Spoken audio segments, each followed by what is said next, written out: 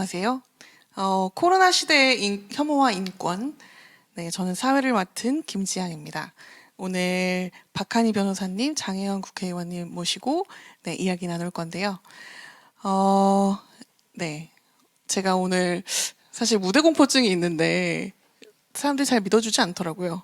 그렇지만 네, 최선을 다해서 네, 이야기를 나눠보도록 하겠습니다. 안녕하세요. 네, 안녕하세요. 박한입니다. 안녕하세요. 장혜영입니다. 네, 두 분 간단하게 소개 부탁드립니다. 네, 저는 공익인권 변호사 모임 희망을 만드는 법이라는 데서 이제 변호사로 활동하고 있고 주로 이제 차별금지법이랑 성소수자 인권 관련해서 활동을 하고 있습니다. 네, 네, 저는 정의당 국회의원 장혜영이라고 하고요. 이번 21대 국회에서 차별금지법을 대표 발의한 의원입니다. 만나서 반갑습니다. 반갑습니다. 저는 모르시는 분들을 위해서 설명드리자면 플러스 사이즈 모델이자 플러스 사이즈 패션 컬처 매거진 66100 편집장 김지향입니다. 네. 이 코로나 시대, 네, 코로나 시대 2.5단계를 저희가 지나왔어요. 그리고 2단계에 접어들었는데, 굉장히 많은 풍경이 변했는데, 어떤 일상을 보내고 계신지, 네, 말씀 부탁드릴게요. 진짜 긴장하시는군요. 네, 그렇습니다. 뉴노말 이런 단어들을 사람들이 그렇죠. 많이 썼었잖아요. 근데 저는 그렇게 개념이 먼저 앞서가는 것들을 별로 좋아하지 않는데 코로나 이후는 확실히 정말 뉴노말이라는 게 이런 거구나 그런 걸 좀 느끼게 되는 측면들이 많이 있었던 것 네. 같아요. 그러니까 일단 마스크는 기본인 거고 이런 행사를 구성하는 방식, 뭐 학교가 운영되거나 공공 시스템이 어떤 운영되는 모든 방식들에 다른 규범들이 적용된다는 느낌을 갖고 있고 네. 국회에서도 이제 그런 점에 굉장히 중점을 두고 여러 가지 논의들을 하다 보니까 네. 아 진짜 세상이 완전히 달라졌구나 그런 생각을 정말 많이 하고 있죠. 이게 바이러스라는 게 사실 굉장히 우리가 예측할 수 없는 방향으로 흘러가기 때문에 뭐 그런 것들이 아무래도 당연시 되는 것 같습니다. 네. 네, 저도 비슷한 것 같아요. 제가 이제 얼마 전에 8월에 이제 평등버스라고 차별금지법 제정연대에서 전국을 버스를 타고 순회하면서 이제 차별금지법 제정 필요성을 알리는 걸 했었는데 사실 그걸 했던 것도 이제 코로나19 확산되면서 대규모 집회나 행사를 하기 어려운 상황에서 무엇을 할까 이런 고민을 하다가 이런 것들을 짓던 거고 근데 그 중에 한 행사에서 작년에 이제 평등행진이라고 광화문에서 그 청와대까지 행진했던 걸 있어요. 네네네. 그 영상을 같이 보는데 이 영상 이 내용이 하나도 안 들어요. 그냥 마스크를 안 쓰고 있다는 거. 어떻게 사람들이 마스크를 안 쓰고 저렇게 소리를 지르고 있지? 저게 바로 10개월 전인데 어떻게 지금 이렇게 됐을까? 이런 생각하면서 아 정말 세상이 많이 변했구나 이렇게 느끼고 진짜 그런 것 같아요. 그 최근에 퀸 그 영화를 전 나중에 봤거든요. 최근에 네네네. 봤는데 어머 진짜 사람들이 마스크를 안 쓰고 있네. 다시는 진짜 저런 콘서트 같은 것들을 할 수 있을까? 아, 그 생각이 진짜 들면서 좀 그렇죠. 슬퍼졌어요. 사실은. 그렇죠. 뭐 예를 들면 굉장히 큰 규모의 행사나 콘서트 이런 것들에 우리가 모일 수 있을까라는 생각을 해보면 네, 아무래도 정말 뉴노멀이 다가온 걸 네, 피부로 실감할 수 있는 것 같아요. 코로나19로 달라진 일상의 모습들이 여러 가지가 있을 텐데요. 가장 피부로 느끼는 거, 개인으로서 어떤 게 있을까요? 일단 저는 이제 일터가 갑자기 급격하게 변해가지고 네네. 이제 국회에서 일을 하게 됐는데 정말 의원과 의원 사이에 이 칸막이를 너무나 자연스럽게 두고 마스크를 쓰고 모든 일들을 하고 있는 거죠. 그게 그리고 무슨 의미인지에 대해서 굉장히 많이 생각을 좀 하게 되는 네. 것 같아요. 사람을 만나려고 해도 만나도 되나? 이 다음이어야 되나? 라고 하는 생각을 제일 먼저 하게 되는 그쵸. 거죠. 네.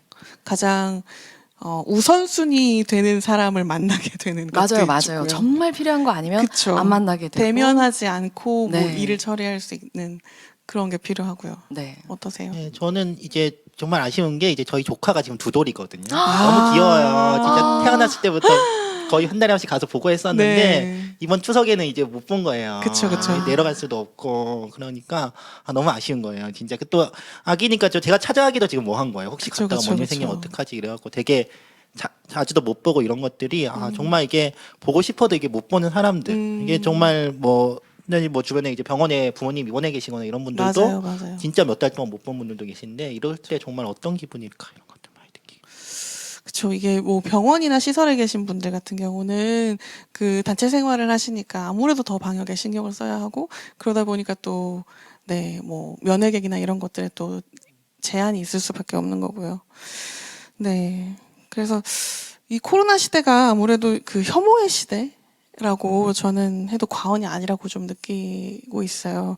그래서 코로나19 이태원 집단 감염과 관련해서 이제 성소수자 혐오 그리고 차별 발언이 좀 많이 이어진 걸 우리 모두 알고 있는데 이 부분에 대해서 박하희 변호사님 어떻게 네. 생각하시는지. 이게 벌써 이제 5개월 지났네요. 이제 5월 네. 초에 이제 그 이태원 지역으로 이제 클럽에서 이제 집단 감염이 이루어졌고 네네. 사실 그때가 좀 뭐 3월달 이제 공항도 사회적 거리두기 하고 좀 소강 상태다 갑자기 확 맞아요. 퍼지면서 정말 되게 사람들이 당황하고 다 같이 놀란 시기였는데 네네네. 문제는 이제 그때 첫 사건을 보도한 기자가 이태원 게이클럽에서 단독 달고 이태원 게이클럽 확진자 다녀가라고 했던 게 이제 마치 이제 이 클럽이 모든 사람들이 그쪽에 있던 모든 사람들은 게이고 성소수자인 것처럼 됐었고 그 뒤에 막 우후죽순한 언론 보도들이 막 성소수자 커뮤니티에 뭐 되게 뭐 민낯을 보여준다 뭐 이러면서 맞아요. 막 뭐 여러 가지 기사들이 나오고 하니까 이제 성소수자들이 뭔가 집단적으로 뭐 음모를 꾸며서 뭐 코로나를 퍼뜨린 것처럼 아니면 네. 이제 성소수자들이 다 문제인 것처럼 이런 식의 어떤 보도들, 인식들 이런 게 이어졌고 이게 정말 이제 성소수자 아마 많은 사람들이 충격받았을 거예요. 뭐 이건 성소수자만이 아니라 모든 사람이 충격받았겠지만 맞아요. 특히 성소수자들한테는 기존에 존재했던 혐오 차별이 정말 피부로 많이 확 다가오는 정말 이게 꼭 그 이태원을 다녀간 사람만이 아니라 이제 정말 학교에서 그때 이제 저희가 그래서 단체 성소수자 단체들이 코로나19 성소수자 긴급대책본부라고 네네. 이제 그 성소수자 관련돼서 이슈를 좀 다루고 아. 같이 검진 독려하고 또 방역 당국한테 이제 네, 어떤 맞습니다. 인권 보호를 얘기하는 걸 해서 했는데 막 여러 사례들이 들어왔었어요. 그 중에 뭐 또 하나 좀 기억나는 거는 어떤 이제 고등학생이었는데 고등학교에서 이제 성소수자인 게 알려져 갖고 학생한테 아. 놀림을 당하는 건데 네네. 그건 이제 놀림 당하는 건 그 전에도 있었죠. 근데 이 놀리는 용어가 이태원 게이라고 놀린다는 거예요. 아니면 너 코로나 걸렸으니까 나한테 다가오지 마라 이런 식으로 놀린다는 거죠. 그러니까 정말 이 학교에서 어떤 성소수자의 혐오나 이런 것도 이거랑 다 연관이 되어서 이렇게 되는 문제들 굉장히 심각했었죠. 네. 이게 참 뭐랄까요? 이 혐오라는 것이 우리가 실제로 존재해?라고 생각하지만 정말로 실제해.라는 사례를 말씀을 해주신 것 같아요. 네. 그리고 또 이게 말씀하신 것처럼 좀 이런 걸 부추긴 데는 말씀하신 것과 같이 인권 침해적인 보도가 한 몫을 하지 않았나 싶은데요. 뭐 확진자 동선 공개뿐만 아니라 왜 우리나라 너무 지나치게 디테일한 정보들을 다루고 있다든지 이런 것들에 대해서 논란이 많았잖아요. 이런 기본적인 인권 원칙 그리고 한동안 이어질 코로나 방역이 어떻게 함께 갈 수 있을지 두 분 말씀 부탁드릴게요. 진짜 그 문제는 처음에 아직 그 보도가 문제였죠. 게이클럽이라 그쵸. 보도했던. 근데 정말 약간 웃긴 걸 말하면은 그 했던 보도 국민일보 기자 뭐 어차피 다 네네. 떠있으니까 얘기하면은 네. 그 기자가 다른 이제 방송사에서 이제 그 기자한테 인터뷰 같은 게 있었던 거예요. 왜 그런 식으로 보도를 했냐 했는데 그 기자의 답변이 뭐였냐면 게이라는 게 사전적 의미로는 유쾌한 즐거운이라는 뜻이 있어요. 그러니까 자기 그런 의미로 썼다는 거예요. 그래서 단독 유쾌한 클럽의 확진자 다녀 이게 무슨 말 같지도 않은 그냥 변명이 너무 유치해서 이 사람과 말싸움을 하는 것도 되게 의미가 없겠구나. 뭘 이런 식으로 변명을 하고 앉아 있지라는 수준이 들 정도로 정말 생각이 없었던 것이고 자기가 무슨 아마 그 사람은 정말 그 보도가 무슨 파장을 일으킬지도 저는 생각을 못했을 거예요. 그런 식으로 했던 것이고 이게 이제 한 축이 이제 인권 보도였다면 다른 한 축은 이제 그 방역 당국이 계속해서 이제 정보를 공개하는 문제들. 그쵸. 당시에는 사실 이미 뭐 이 중앙방역대책본부에서는 이제 확진자 동성애를 최소화해라 이거 자체가 위험 그 어떤 인권 침해가 될 수 있고 방역에 도움되지 않는다. 확진자의 네. 뭐 성별이나 지역이나 나이를 굳이 알린다고 도움되지 않는다고 했었는데 지자체만 이게 따르지 않았던 거예요. 당시 보면은 방역본부의 지침은 상세 주소 공개하지 말라는 거였어요. 네네. 근데 어떤 지자체는 상세 주소를 동까지로 해석하는 거예요. 그래서 뭐 무슨 동, 뭐 응암동 이렇게 해석하고, 근데 어떤 지자체는 그걸 아파트 호수를 공개 안 하면 상세도 공개 안 해. 그래서 무슨 동, 무슨 아파트. 그래서 진짜 이게 무슨 주소 공개 아니죠? 다 공개하는 거죠. 뭐 동호 구스 공개할 필요 없잖아요. 그쵸. 이런 식으로 계속 하니까 이게 다 추적이 되는 거죠. 그러니까 이 사람이 확진이 걸렸어. 그럼 동선이 공개되죠. 근데 이태원을 다녀왔어. 이태원 클럽 어디 다녀왔어. 그러면 주변에서 너 이태원 다녀왔네. 너 성소유자겠네. 그러면서 네, 이제 그렇죠. 코로나 입구에 확진이나 뭐 접촉을 했다는 어떤 낙인과 성소유자일 것 같다는 낙인 두 가지가 이중으로 작동을 하니까 정말 더 힘들게 되는 그런 상황들이 있었던 거죠. 네. 정말 뭔가 인권이 말소되는 것 같다는 상황이 이런 상황이지 않았을까라고 생각을 합니다. 그렇죠. 그 말씀을 받아가지고 네. 얘기를 하면은 그러니까 어쨌든 공적인 통제가 필요한 상황이다. 라고 하는 거에 기본적으로 사람들이 공감을 하기 때문에 그 어느 때보다도 뭐 이런 동선을 공개한다든가 이런 개인의 자유를 어느 정도 제한하는 것들을 각오하기는 하는데 그렇죠. 과연 그 균형점이 어디냐라는 질문 자체에 대해서 충분히 우리가 고려하고 있지 않다는 걱정 같은 건 좀 있어요. 그래서 사실 이전부터 우리가 처음부터 다 이런 동선 공개했었던 거는 아니고 맞아요. 메르스 때를 보면은 병원 이름 공개 안 했었잖아요. 맞아요. 안 했는데 오히려 강양구 기자님이었죠. 프레시안에서 그거를 공개하면서 오히려 이런 것들이 공개하는 것이 어떤 유익을 가져올 수 있는지를 경험한 건데, 그래서 이번에는 공개는 하는데 너무 많이 하는 거죠. 그래서 당장 이렇게 오프라인 공간에 출입할 때도 네네네. 처음에는 이름 쓰고 뭐 전화번호 쓰고 다 네. 썼잖아요. 근데 그러다가 또 문제들이 그렇죠. 생겼고요. 예, 이제는 그래서 전화번호 뒷자리 뭐 이런 것만 쓰고 이런 방식으로 균형점을 찾아나가는 노력이 되게 필요한 것 같아요. 사실 저희도 이게 처음 겪는 문제들이다 보니까 조금씩의 어떤 그런 에피소드 그리고 문제들이 발생할 수밖에 없는 것 같아요. 좀만 더 얘기를 하면은 어쨌든 인권 원칙을 아까 얘기하셨는데 아, 그렇죠. 그 사실 원칙이라는 게 이미 확립돼 있는 원칙이 있거든요. 그러니까 1984년에 이제 유엔 경제사회이사회라는 데서 네네. 유엔의 이제 한 기구 중에 하나인데 거기서 시라쿠사 원칙이라는 거를 채택을 해요. 이건 감염병에 있어서 인권 원칙에 대한 어떤 그쵸. 기본 틀이 되는 거거든요. 이 시라쿠사가 1984년에 만들었는데도 최근에 이제 어떤 의사분들을 들으면 지금도 유효하다. 이건 코로나만이 아니라 지금 30년 동안 계속 유효한 원칙이고 여기서 나게 하는 거는 당연히 아까 의원님도 이제 감염병 상황에서 인권을 어느 정도 제한할 수밖에 없어요. 동선은 어쨌든 공개를 안 하는 것보다 어쨌든 하는 게 어쨌든 또 방역에 그쵸. 도움이 필요한 부분이 있고 뭐 이동을 제한할 수도 있죠. 너무 집합을 제한할 수도 있고 한데 그 제한은 이제 법률에 근거해야 되고 그리고 정말 그 목적이 뚜렷해야 되고 공익적 목적이 있다는 게 그리고 필요 최소한 너무 과도하지 않아야 되고 그리고 한시적인 조치여야 돼요. 그러니까 무제한 그렇죠. 무기한 이런 식의 조치를 하면 안 된다라는 그 원칙들이 있는 것이고 사실 초반에 그런 원칙들을 확실히 잡고 그걸 좀 세부적 다듬는 과정들이 있었다면은 좀 더 우리가 좀 더 확실히 인권과 방역을 같이 지킬 수 있었을까 하는데 이게 아까 뭔가 시행착오를 거치면서 조금씩 계속 다듬어지는 그런 게 좀 아쉬운 부분이 있는 것 같아요. 예. 그런 것들이 가장 두려움의 대상인 것 같아요. 이게 언제까지 이어질까라는 거. 이런 것들에 대해서 주변에서 많이 걱정을 하는데 이게 말씀하신 것처럼 뭔가 한시적으로 뭐 기간을 정해놓고 이런 것들이 좀 미리 정해졌으면 더 좋았지 않았을까 싶네요. 네, 그리고 저희가 사실 혐오라는 단어를 오늘처럼 제가 많이 써보기도 쉽지 않은 그런 경험이 없는 것 같아요. 근데 혐오하면 이제 저희가 지역 혐오에 대해서 이야기를 안 할 수가 없는데요. 이제 최초 대량 발생지인 대구를 이제 빼놓고 코로나를 이야기할 수 없게 되었는데요. 특정 지역에서 확진자가 많이 나오면서 그 지역을 또 옮겨가면서 지역 혐오들이 이루어졌어요. 그래서 이런 지역 혐오 혹은 어떤 그런 특정 단체 혹은 특정 그룹에 대한 혐오 이런 것들이 심각한 상태였는데 이런 현상에 대해서 뭐 국가적으로 혹은 어떻게 대응할 수 있는지 말씀 주시면 감사하겠습니다. 참 어렵다는 생각을 많이 했던 것 같아요. 그 대구 지역을 중심으로 이제 대량 발생을 하게 되면서 이제 확진 당하시는 분들이 저는 혐오가 산불처럼 번진다 그런 생각을 좀 했던 것 같아요. 그러니까 그런 조건이 있잖아요. 산불이 크게 날 때는 네. 뭔가 바람이 많이 불고 막 건조하고 이런 상황에서 어떤 우발적인 요소가 더해지면서 확 일어나는 거죠.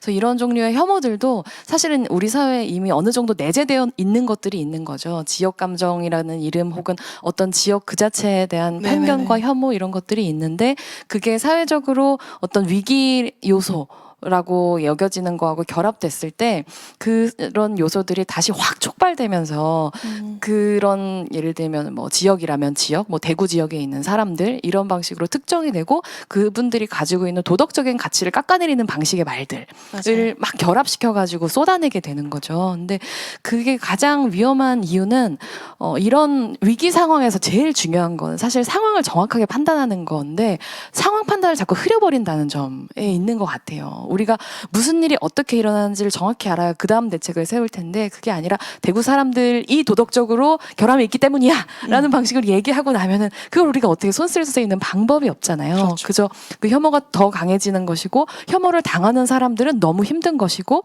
혐오를 당하고 싶지 않기 때문에 자꾸 자기 자신을 숨기게 되고 이 숨겨지는 것, 투명하지 않은 것은 그야말로 방역에서 가장 나쁜 현상이잖아요. 그런 것들을 좀 촉발하는 일들이 있었기 때문에 네네. 이태원에서도 마찬가지였지만 그래서 이제 익명 검사 이런 시스템들을 만들어 가지고 그런 혐오들에 대항을 했었다. 이제 그런 생각이 많이 드는 거죠.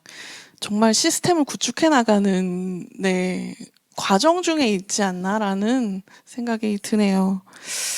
그리고 특히 이제 장애인 차별 금지 그리고 장애인 탈시설에 대해서 이제 꾸준히 목소리 내고 계신데요. 코로나19 바이러스로 인해서 최초의 사망자가 이제 청도 대남병원에서 발생을 했죠. 네. 그래서 이를 통해서 이제 장애인 시설의 열악함 이런 것들이 좀 많이 알려지기도 했는데요. 이게 사실 근데 그 청도 대남병원만의 문제는 아닌 것 같아요. 그렇죠. 그리고 제가 오늘 본 기사 중에 그런 게 있더라고요. 탈시설에 대한 것들. 근데 이제 장애인이라든지 그리고 미혼모, 그리고 노숙인, 그리고 청소년. 근데 이런 사람들이 어떤 자기들이 도움을 받기 위해서 너무 많은 정보를 공개해야 한다. 뭐 이런 것들. 그리고 도움을 받는데 너무 어려움을 많이 겪고 있다든지 이런 이야기를 많이 하고 있는데 어떤 방법이 있어야 이런 문제들을 해결할 수 있을까요?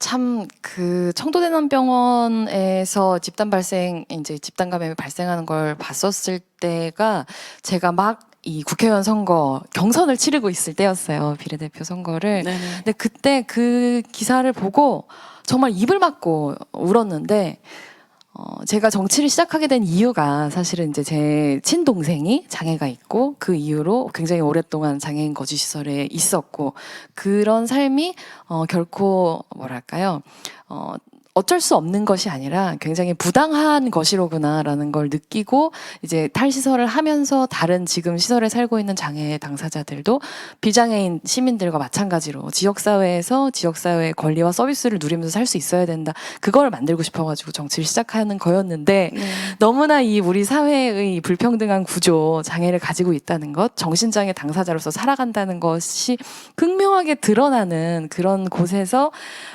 이런 집단 감염이 발생하고 또 최초로 돌아가신 분이 나오는 게 너무너무 사실은 절망적이고 아이러니하다고 생각했어요.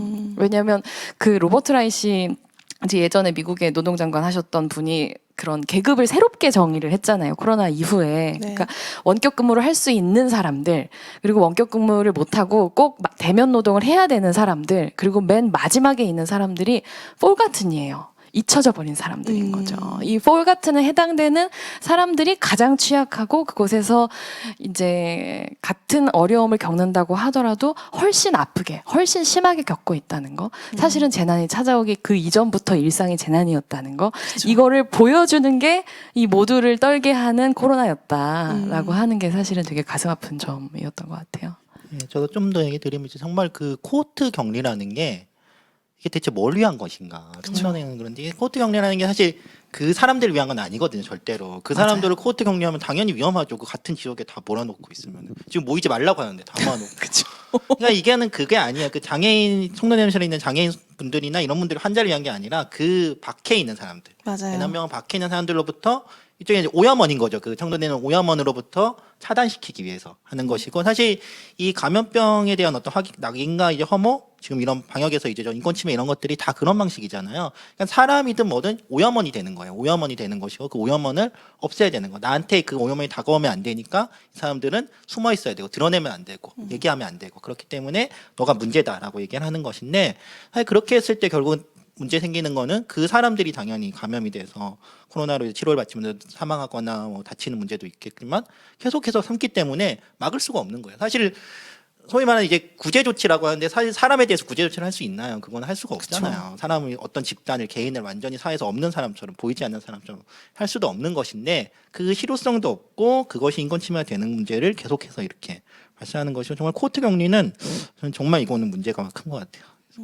맞아요. 그래서 이제 어떻게 이걸 개선할 수 있을 건지라는 굉장히 무겁고 어려운 이제 질문을 주셨는데, 그러니까 저는 그런 생각이 들더라고요. 지금 우리가 어떤 고도 성장을 거치면서 굉장히 경제적으로는 부국 막 이렇게 반열에 오르기는 했지만 과연 우리 사회가 가지고 있는 사회적 안전망이라고 하는 것이 네네. 진짜 이렇게 랜덤하게 다가오는, 그러니까 모든 사람들을 이렇게 급진적으로 평등하게 감염시키는 이 바이러스에 대항해서 우리의 이 굴곡져 있는 인권의 지형이 견뎌낼 수 있을 것이냐, 이런 시험에 섰다는 생각이 들고, 그래서 오히려 이 기회에 다른 많은 우리가 갖고 있는 사회복지 서비스들이나 그런 제도들도 알고 보면은 위기 상황에서 그 위기를 극복하기 위해서 막 만들었는데 그게 작동하니까 그 이후에 계속 이어진 것처럼 그쵸. 이런 상황에서 굉장히 획기적인 어떤 복지제도들을 도입해야 한다. 새로운 어떤 인권의 원칙들을 만들어야 된다. 그 방향성으로 가야 된다고 보고 있습니다. 말씀해주신 것 중에 제가 그 어떤 단어를 떠올렸냐면 두려움이라는 단어를 떠올렸어요. 그 청도대남병원 안에 있는 사람들이 두려움의 대상이었던 거죠, 일반 시민들에게. 근데 이제 여기 그 저희가 오늘 주제 로 삼은 책이 있죠. 그 타인에 대한 연민이라는 책의 소개를 잠깐 들여다보면 혐오, 분노, 비난은 두려움과 개를 같이 한다라고 이야기를 하더라고요. 그래서 이 두려움을 없애는 것이 통합된 사회로 나아가는데 어떤 실마리가 되는 길일 텐데요. 어떤 통합된 사회 그리고 뭐 두려움을 없애는 법 이런 건 네, 어떤 게 있을까요? 두려움을 없애는 법에 대해서 생각을 하는 거는 정말 어렵다고 생각하는데, 기본적으로 두렵잖아요.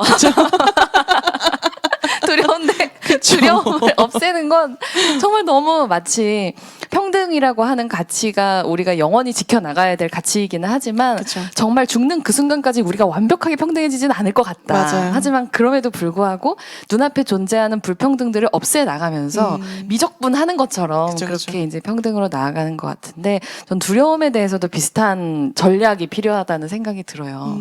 그러니까 뭐가 있는지를 직시하는 게 시작인 거죠.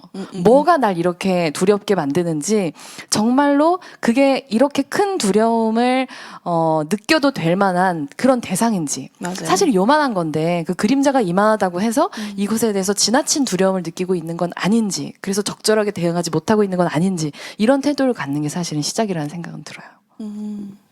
예, 뭐 비슷한 것 같은데 사실 두려움의 많은 근원은 이제 무지에서, 그러니까 내가 모르니까 모르는 게 무서웠거든요. 코로나가 왜 그렇게 무섭냐면은 초창기에 정말 코로나는 미제 바이러스였잖아요. 이게 그쵸. 대체 뭐 감염률이 얼마인지, 치사율은 얼마인지, 치료법은 있는 건지, 뭐 언제까지 이어질 건지 이런 거를 전혀 알 수가 없다 보니까 그 두려움이 켜지는 것이고, 그게 사실 근데 점점 알아나가면서 아 이게 대처할 수 있는 문제고 어떻게 해야 되겠구나 이렇게 하면서 줄여나가는 것이고, 그래서 이 많은 두려움, 모든 거를 생각하지만 많은 두려움은 우리가 알지 못하는 거에 대해서 계속 공포를 느끼고 이거를 어떻게 대처할지 모른다고 하는 것인데, 이제 이거는 이제 아까 의원님 말한 것처럼 자기가 모른다는 걸 직시하고 그 모름을 깨기 위해서는 이제 뭐 이런 인권 강의를 하면은 저희 항상 얘기하는 게 기승전 교육이거든요. 결국 교육이에요. 결국은 지식을 얘기하고 학교 현장에서 뭔가 되게 나랑 다른 사람들을 만나고 그게 과학적이지 않은 부분에 대해서는 그게 잘못됐다고 얘기를 하고 좀 어떤 올바른 방향으로 얘기를 할 수 있는 어떤 토론 거리를 만들고 계속 지식을 했을 때 알 수 있거든요. 모르는 사람은 되게 두려울 수밖에 없어요. 저 같은 경우는 생각해 보면 저는 이제 옛날 커미아웃 하기 전에 정말 세상이 두려웠거든요. 그러니까 옛날 저 고등학교 때 항상 막 그런 꿈도 꿨었어요. 막 이게 아우팅이 되는 거예요. 일종의 내가 트랜스젠더라고 아우팅이 되고 이제 절벽으로 추락하는 거죠. 그러면 그러니까 아우팅 되는 순간 모든 사람, 나 부모님을 포함해서 내 주변의 모든 사람이 나한테 등을 딱 돌리고 나를 비난할 거라는. 왜냐하면 그땐 정말 몰랐어요. 성소유자 뭐 인권단체가 있는지도. 그쵸. 제가 이제 서울이 아니라 이제 지역에 살았다 보니까 뭐 키워문화축제가 뭔지도 잘 모르고 막 이러다 보니까 내가 대체 뭔가 생각해서 뭐 누구한테 서야 될지 뭐 어떤 얘기를 해야 될지 전혀 모르는 상황이다 보니까 너무 컸던 거예요. 근데 이게 좀 성장하면서 뭐 인권단체들이 있다는 거 알고 같이 대해서 동료들이 있다는 거 알게 되고 함께 할 수 있다는 거 알게 되면서 두려움이 많이 줄어들었던 것처럼 이거는 이제 그 세상에 대한 두려움이었다면 낯선 소수자나 타인에 대한 두려움도 그 사람들이 나랑 다른 사람이 아니고 나랑 같은 어떤 존재고 같이 평등한 권리를 누려야 된다는 걸 알게 되는 거. 근데 그거를 사실 접하려면은 쉽지 않죠. 이거는 인위적으로는 접할 수가 없죠. 우리가 지금 살면서 맞아요. 장애인 못 접하고 성소자 많이 못 접하고 HI 가입 많이 못 접하잖아. 이거는 정말 학교에서 교육이나 세팅이 있어야 되는 것이라고. 저는 그렇기 때문에 정말로 탈시설화가 정말 필요하지 않나. 더 많은 다양한 사람들을 만나고 우리가 더 많은 사람들에 대한 이해를 가지는 것. 그것이 두려움을 극복하는 방법이 아닌가 생각이 드네요. 맞아요. 같이 살아보면 사실 별거 없거든요. 사람이죠. 그쵸. 좀, 네, 서로 다른 사람들일 뿐이죠. 차별금지법 제정을 위해서 사실 되게 정말 쉽지 않은 길 가고 계신데요. 차별금지법 제정과 코로나19로 인한 방역 원칙, 네, 어떤 연관성을 가지게 될까요? 네. 제가 사실 여기 오기 직전에 오늘 그 대구 퀴어 문화 축제가 네. 온라인으로 열려가지고 이제 거기를 갔다가 이제 여기로 날아왔는데 거기서 이번에 만든 배지가 2개가 있는데 네네. 그 중에 하나가 마스크 모양 배지예요. 아. 근데 이제 귀걸이 부분이 이제 무지개 이 어떤 LGBT의 상징인 색깔을 쓰셨는데 차별금지법은 우리를 이 바이러스로부터 지켜주는 마스크처럼 그런 우리 모두를 차별로부터 내가 타인을 차별하게 될지도 모르는 가능성 혹은 내가 누군가로부터 차별을 받게 될지도 모르는 가능성으로부터 맞아요. 우리를 지켜주는 마스크 같은 법이다. 이제 이런 말씀을 이제 같이 참여를 하셨었던 그 이제 유부녀 레즈비언으로 자기 자신을 소개하며 이제 널리 사랑을 퍼뜨리고 다니시는 우리 김규진님께서 네네네. 얘기를 하셨는데 딱 그런 것 같아요. 그러니까 혐오는 방역에 도움이 되지 않는다라고 하는 말도 사실은 우리의 방역 수칙에 있어서 굉장히 중요했었던 것처럼, 그러니까 차별이라고 하는 것은 사실 너무나 자연스럽게 있어 왔던 측면들이 좀 있잖아요. 그러니까 처음부터 저도 제가 지금 과거의 저를 돌이켜 보면 정말 할 말이 없다. 인간은 변화한다. 그런 생각을 좀 하게 되는데. 우리가 결코 서로를 조금도 차별하지 않는 완벽한 사회는 오지 않을 거예요. 그러나 그렇기 때문에 지금 우리가 하고 있는 타인을 다르게 대하는 어떤 말이나 행동들이 정말로 그렇게 대할 만한 충분한 합리적인 이유가 있어서 그런 건지 아니면 단지 지금까지 그래 왔기 때문이지만 그게 알고 보니 우리 사회가 가지고 있는 어떤 차별적인 문화나 속성에 기반한 것이었는지를 스스로를 계속 살펴보고 성찰해보고 내가 이게 합리적이라고 하는 뚜렷한 근거를 댈 수 없다면 하지 말자라고 하는 원칙을 제안하는 것이기 때문에 이거는 굉장히 뭐라고 얘기할까요? 그러니까 인권의 방역 같은 방역의 기본 수칙 같은 법이다 이렇게 말씀드릴 수 있을 것 같아요. 정말 중요한 법이죠. 그렇습니다. 시작일 뿐입니다, 사실은. 사실 이제 코로나19가 아까 이제 코로나19로 어떤 뭐 장애인들이 차별받거나 성소유 차별받는 게 이게 갑자기 코로나19가 차별을 만든 게 아니거든요. 원래 차별받는데 재난 상황이니까 위기에는 항상 너무 상큼. 그렇죠. 원래 차별받던 사람들이 위기에는 좀 더 나락으로 몰리는 거죠. 왜냐하면 그쵸. 서로가 서로를 지킬 수 없는 상황이 되면은 결국 버려지는 거는 이제 아까 잊혀진 사람들, 더 약자인 사람들이 될 수밖에 없는 것이고, 그래서 이런 구조적인 문제를 해결하지 않고서는 뭐 바이러스 계속 온다고도 하고, 사실 재난이라는 거는 사실 뭐 감염병만 있는 게 아니잖아요. 뭐 여러 가지 재난들이 계속 있을 그쵸. 건데 이걸 지금 계속 차별 구조를 바꿔나가고 뭔가 차별이 지금 무엇이고 우리가 지금 대처해야 될 게 무엇인지 하지 않고서는 계속 이 문제는 반복될 거예요. 이렇게 됐을 때 나중에 한 다음에 이걸 이거 큰일 났네 이러면서 하기에는 너무 사후 약방문을 하기에는 그쵸. 너무 늦게 되는 것이고 그렇기 때문에 정말 이 방역이나 이런 것들에 해야 되는 것이고 뭐좀 여담으로 얘기하면 그래서 이제 그 장혜영 의원님 그 발의안 말고 이제 인권위가 제시한 이제 평등 및 차별금지법 기본안에는 재난 상황에서 이제 국가나 지자체의 어떤 차별 방지 의무 이런 게 또 조항이 있더라고요. 그래서 빨리 그 조항도 그 법도 좀 같이 발의돼서 좀 같이 심사되면은 그러게요. 이게 저 시너지가 돼갖고 그 조항도 딱 같이 들어가고 되게 좋을 것 같은데. 맞아요. 민주당 의원님들 보고 계시죠? 평등법 빨리 발의해 주세요. 네. 이번 정기국회에서. 네. 근데 그 뭐 법 이런 거 말씀하시다 보니까 제가 오늘 낙태금지법 대해서 오늘 사실 1시간 반 여기서 제가 낙태금지법하고 노래를 불러야 되지 않나 라는 생각을 할 정도였는데 네. 뭐 여성인권에 대해서도 우리 한번 꼭 생각해보는 것이 필요하지 않나 하는 생각이 듭니다. 그리고 그럼요. 네. 아무래도 혐오 그리고 차별 이런 것들이 여성인권과 아무래도 뭐 괴를 같이 하는 부분이 많이 있으니까요. 그럼요. 네. 가장 흔하게 가장 만연한 차별 중에 하나가 바로 성차별이고 여성에 대한 여러 가지 차별들이 있는데, 그러니까 헌재가 이미 가이드라인을 제시한 상황에서 나온 정부 입법안이 이제 모두를 분노케 하고 있는데 어쨌든 과정에 있는 것이기 때문에 이런 낙태죄가 좀 완전히 폐지되고 그뿐만 아니라 진짜 중요한 건 권리를 보장해 나가는 거잖아요. 그래서 관련해가지고 모자보건법 개정이라던가 이런 부분들도 잘 챙길 수 있도록 눈을 부릅뜨고 지켜보는 게 아니라 해야죠. 하겠습니다. 아니, 낙태란 것도 결국은 차별의 문제잖아요. 맞아요. 왜 여성만이 이거에 대한 어떤 뭐 태아니 뭐니 이런 얘기를 하면서 이런 얘기를 들어야 되는 것인가? 그쵸. 왜 남성에 대해서는 어떤 그 간섭도 없는 것이고 그쵸, 여성만이 뭔가 무책임하다가 비난받아야 되는가? 이게 결국은 성차별의 구조 속에서 만들어진 게 낙태죄였고 그걸 유지시키는 게 차별을 유지시키겠다는 것인데 그런 식으로 생각하면 안 되죠. 그래서 참 정말 정부랑 국회가 좀 생각을 좀 빨리 바꿔서 좀 또 어차피 또 이렇게 되면 또 헌법 소원하고 또 헌법 불합치하고 하는 것도 지겹지 않습니까? 이제요. 그냥 좀 빨리빨리 소중한 세금이 낭비되고 있습니다, 여러분. 시간 끌지 말고 그냥 빨리빨리 폐지를 하는 게 가장 좋은 방법인 것 같아요. 네. 인문학과 예술에서 희망의 실마리를 찾아야 한다고 이 책에서 이야기를 하는데 여기서 가장 많이 언급된 단어가 우리라고 합니다. 그리고 코로나 시대에서 우리가 진정한 의미의 우리로 거듭나기 위해 개개인으로서 그리고 국가적으로 어떤 노력이 필요할까요? 우리라고 하는 단어를 사실 저는 그렇게까지 좋아하진 않았던 것 같아요, 살면서. 왜냐면 눈치고 지나가는 게 너무 많다고 생각했기 때문에 너가 말하는 우리 안에 진짜 내가 있긴 해? 그렇죠. 라는 기분으로 생각을 했었는데, 그러니까 여기에서 얘기하는 우리라고 하는 것은 나가 존재하는데 내가 나인 동시에 우리로 존재할 수 있는 가능성에 대해서 그게 이 타인에 대한 어떤 두려움을 넘어설 수 있는 공감, 이제 이런 부분들을 많이 강조를 하고 있다는 생각이 드는데요.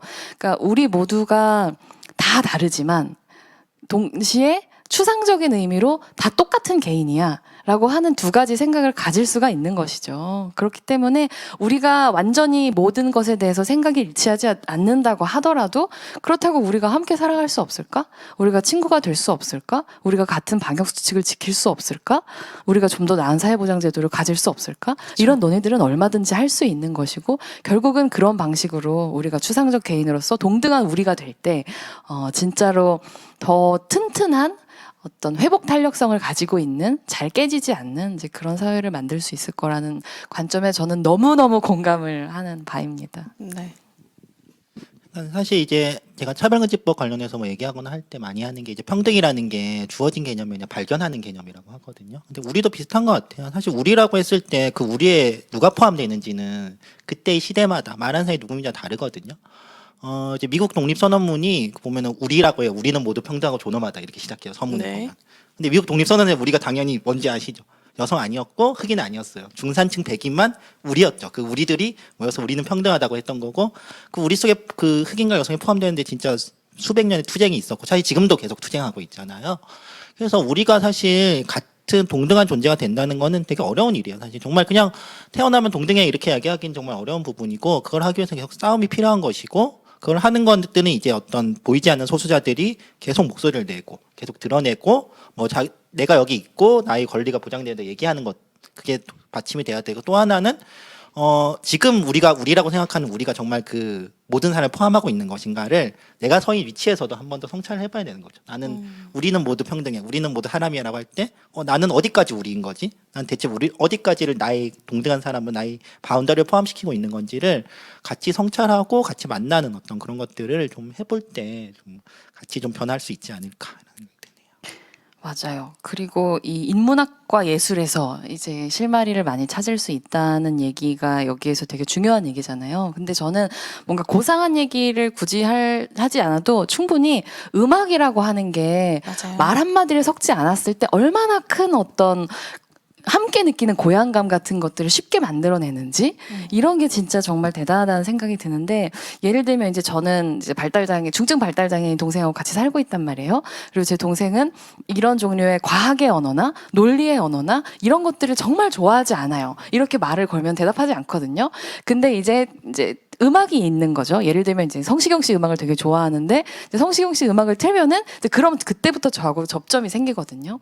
혹은 제가 막 이런 또 뭐 박한희 변호사님 같은 분하고 어떤 이성의 대화 이런 것들을 엄청 열심히 하고 있으면 옆에서 갑자기 엉뚱한 음악을 같이 틀어요. 그리고 같이 춤추자고 말하거든요. 그럼 그 순간 우리 안에 생기는 어떤 종류의 유대 같은 것들이 존재하는 것이죠. 이것은 뭔가 무게를 달 수 있는 것도 아니고 돈으로 측정할 수 있는 것도 아니지만 이런 것들이 사실은 완전히 공통점 없어 보이는 사람들을 하나로 묶어줄 수 있는 가능성 같은 걸 되게 많이 가지고 있다는 걸 느끼거든요. 그래서 진짜 이런 시기일수록 예술이 정말 중요하다는 생각을 해요. 그 유튜브로 그 오케스트라 연주를 하는 거 아마 많이 보셨을 거예요. 진짜 감동적이더라고요. 네, 그래서 우리가 불가능할 거라고 생각했던 일들을 가능케 하는 것이 코로나 시대이기도 하지 않나라는 생각을 하고요. 그리고 아까 박한희 변호사님 말씀하신 것처럼 저는 우리가 정말로 나는 어느 우리에 속해 있는가? 라고 생각하면 우리라는 단어가 사실은 we라는 뜻도 있지만 cage라는 뜻도 있잖아요. 그러면 우리는 어떤 우리 안에 있고 싶은가에 대해서도 생각해 볼 필요가 있지 않나라는 생각이 듭니다. 네. 오늘 대화 질문은 제가 여기까지 준비를 했고요. 또 하시고 싶은 말씀이 있으시면 편안하게 해주시면 감사하겠습니다. 근데 네. 사실 오늘은 사회를 보고 계시지만 네, 그렇죠. 네, 김지향 님도 진짜로 평소에 여러 가지 이슈들에 대해서 특히 사회에 존재하는 여러 혐오들에 대해서 적극적으로 발언하시는 그런 분이시잖아요. 네네. 근데 그렇게 발언하는 것도 사실 어떤 종류의 두려움을 감수하면서 하는 건데 많은 분들이 저는 궁금하실 거라고 생각해요. 무엇이 그 두려움을 뚫고 행동하게 만드는 것인가에 대해서. 저는, 그 발언의 기회를 주셔서 일단 감사합니다. 제가 오늘 사회자로 이 자리에 나와서 말을 여러 번 씹은 것만 해도 제가 참 민망한데, 일단 발언의 기회를 가진 것만으로도, 네, 굉장히 영광이고요. 그런 질문 저도 되게 많이 받는데, 그 성격이 급한 사람이 숟가락을 먼저 얻는다라는 걸 말씀드리고 싶어요. 제가 워낙 성격이 급하다 보니까, 저는 이 차별의 문제가 저의 문제였어요. 네, 실제로 내가 뚱뚱하기 때문에 혹은 뚱뚱하지 않아 보이기 때문에 겪는 어떤 차별 혹은 어떤 혐오 이런 것들에서 내가 벗어나고 싶었기 때문에 내가 불편하면 남도 불편하겠지. 그럼 우리 같이 불편하지 말자. 대신 총대는 내가 맬게. 대신에 너 영원히 함께 forever 약간 이런 거. 이런 거였죠. 그래서 그냥 제가 유별나게 용기가 많은 사람이거나 유별나게 뭐 대단한 사람이어서라기보다 불편을 더 많이 느끼는 사람이어서 네, 그래서 제가 먼저 이런 것들에 대해서 이야기하고 하는 게 아닌가 싶어요. 비슷하지 않으세요? 어떠세요? 그러게요. 예, 그쵸. 저도 이제 뭐 결국 이게 제 문제인 것이고. 누가 안 해주잖아요. 그쵸, 안 해주죠. 대신 안 해주잖아요. 그쵸. 내가 하면 훌륭한 또 민주시민의 전형이십니다. 그쵸. 같이 하는 사람이 별로 또 뒤에 없는 사람 같이 해주면 좋겠는데 또. 그쵸. 차별 없는 발언권이라고 그쵸. 누가 지금 얘기해 주셨어. 그쵸. 정말 이게 내 문제로 다가오기 때문에 맞아요. 더 사람들이 더 느끼는 거예요. 이게 그래 코로나가 계속 얘기 나오잖아요. 코로나가 역설적으로 자기의 문제로 다가오고 그렇기 때문에 차별에 대한 감수성이 높아졌다고 얘기를 하는데 정관이 얘기 드리면 이제 좀 저희가 아까 차별금지 평등버스 출발할 때 받았던 사연 중에 인상 깊었던 게 이제 이분이 그 사랑교회 사랑교회인가 소망교회인가 어쨌든 교회를 다니시는 분이었는데 이분의 어머니가 교회를 다니시는 분이었는데 이제 확진이 되신 거예요. 그 광화문 집회 갔다가 근데 이게 뭐 갔다 와서 확진이 된 거는 이제 뭐 그렇다고 할 수 있는데 그걸 갖고 이제 지역사회에서 완전히 이제 일종의 어떤 비난과 혐오와 사람의 대상이 됐던 것이고 이분이 이제 사회복지시설에 그래서 일을 하고 있었는데 그 일 자체도 이제 그만두라고 이제 하고 그래서 완전히 이제 지역에서 살 수 없게 돼버린 거죠. 이제 교회라는 공동체를 통해서 했던 분이 어떤 지역 공동체를 완전히 밀려나는 경험. 그래서 그분이 그 경험을 하고 나서 그 어머니가 원래 차별금지법을 반대하셨는데 약간 네. 차별금지의 필요성을 오히려 얘기를 하게 되셨다. 어. 근데 이게 정말 대상이 자기의 되구나. 이제 문제가 된 거죠. 자기의 어떤 문제가 되는 것이요. 나도 혐오를 겪을 수 있구나. 내가 그냥 이런 확진이 됐다는 것 자체를 넘어서서 내가 비난과 혐오와 차별의 대상이 될 수 있구나 하는 걸 느끼는 것이고 아마 근데 사실 코로나19가 많은 사람들이 그런 걸 느끼는 게 된 어떤 상황이 되지 않았을까. 그래서 좀 더 지금의 어떤 인권 감수성 평등 감수성이 높아진 시기고 이럴수록 뭐 계속 반복되지만 민주당은 계속 이제 이거에 대해서 발맞춰야 된다. 할수 있죠. 그렇죠. 맞습니다. 맞습니다. 약간 뭐랄까 두려움에 뭐라고 할까요? 아무튼 무섭다는 걸 알죠. 저도 그쵸. 사람들한테 둘러싸여가지고 고성을 당하거나 뭐 계속 정말 전화통에 불이 나게 항의 문자가 오거나 이런 네. 것들이 결코 반갑고 기쁘고 막 이렇진 않거든요. 그럼요. 절대 그 반대죠. 정확히 말하면. 근데 그럼에도 불구하고 차별금지법이 없는 세상을 살아갈 자신이 없다. 그런 생각도 사실은 있어요. 여러 두려움이 있는 거죠. 그러니까 이 세상을 그대로 살아내는 두려움보다는 차라리 이걸 바꾸기 위해서 행동할 때 맞이하는 두려움이 사이즈가 작아요, 저한테는. 그렇기 때문에 행동하는 측면들이 분명히 있는 거죠. 이게 행동하는 사람 앞에 나서는 사람이 용기 있는 사람이라고 생각하지만 가장 두려워하는 사람이라는 생각을 저는 해요. 그래서 그런 앞서 나가고 있는 앞서서 이야기를 하고 외치는 사람들에게 박수를 좀 많이 주시고 많이 관심 가져주시고 응원해 주시면 우리 사회가 좀 더 평등한 사회로 발전하는 데 도움이 되지 않을까 네, 생각을 합니다. 저희 그 유튜브 생방하면서 질문들 주신 것들이 있을 텐데요. 네, 한번 같이 보면서 이야기 나눠보도록 하겠습니다. 그러게요. 네. 저희 앞에 커다란 화면이 있어가지고 네. 이제 그런 유튜브 댓글 올려주시는 것들이 보이거든요. 네네네.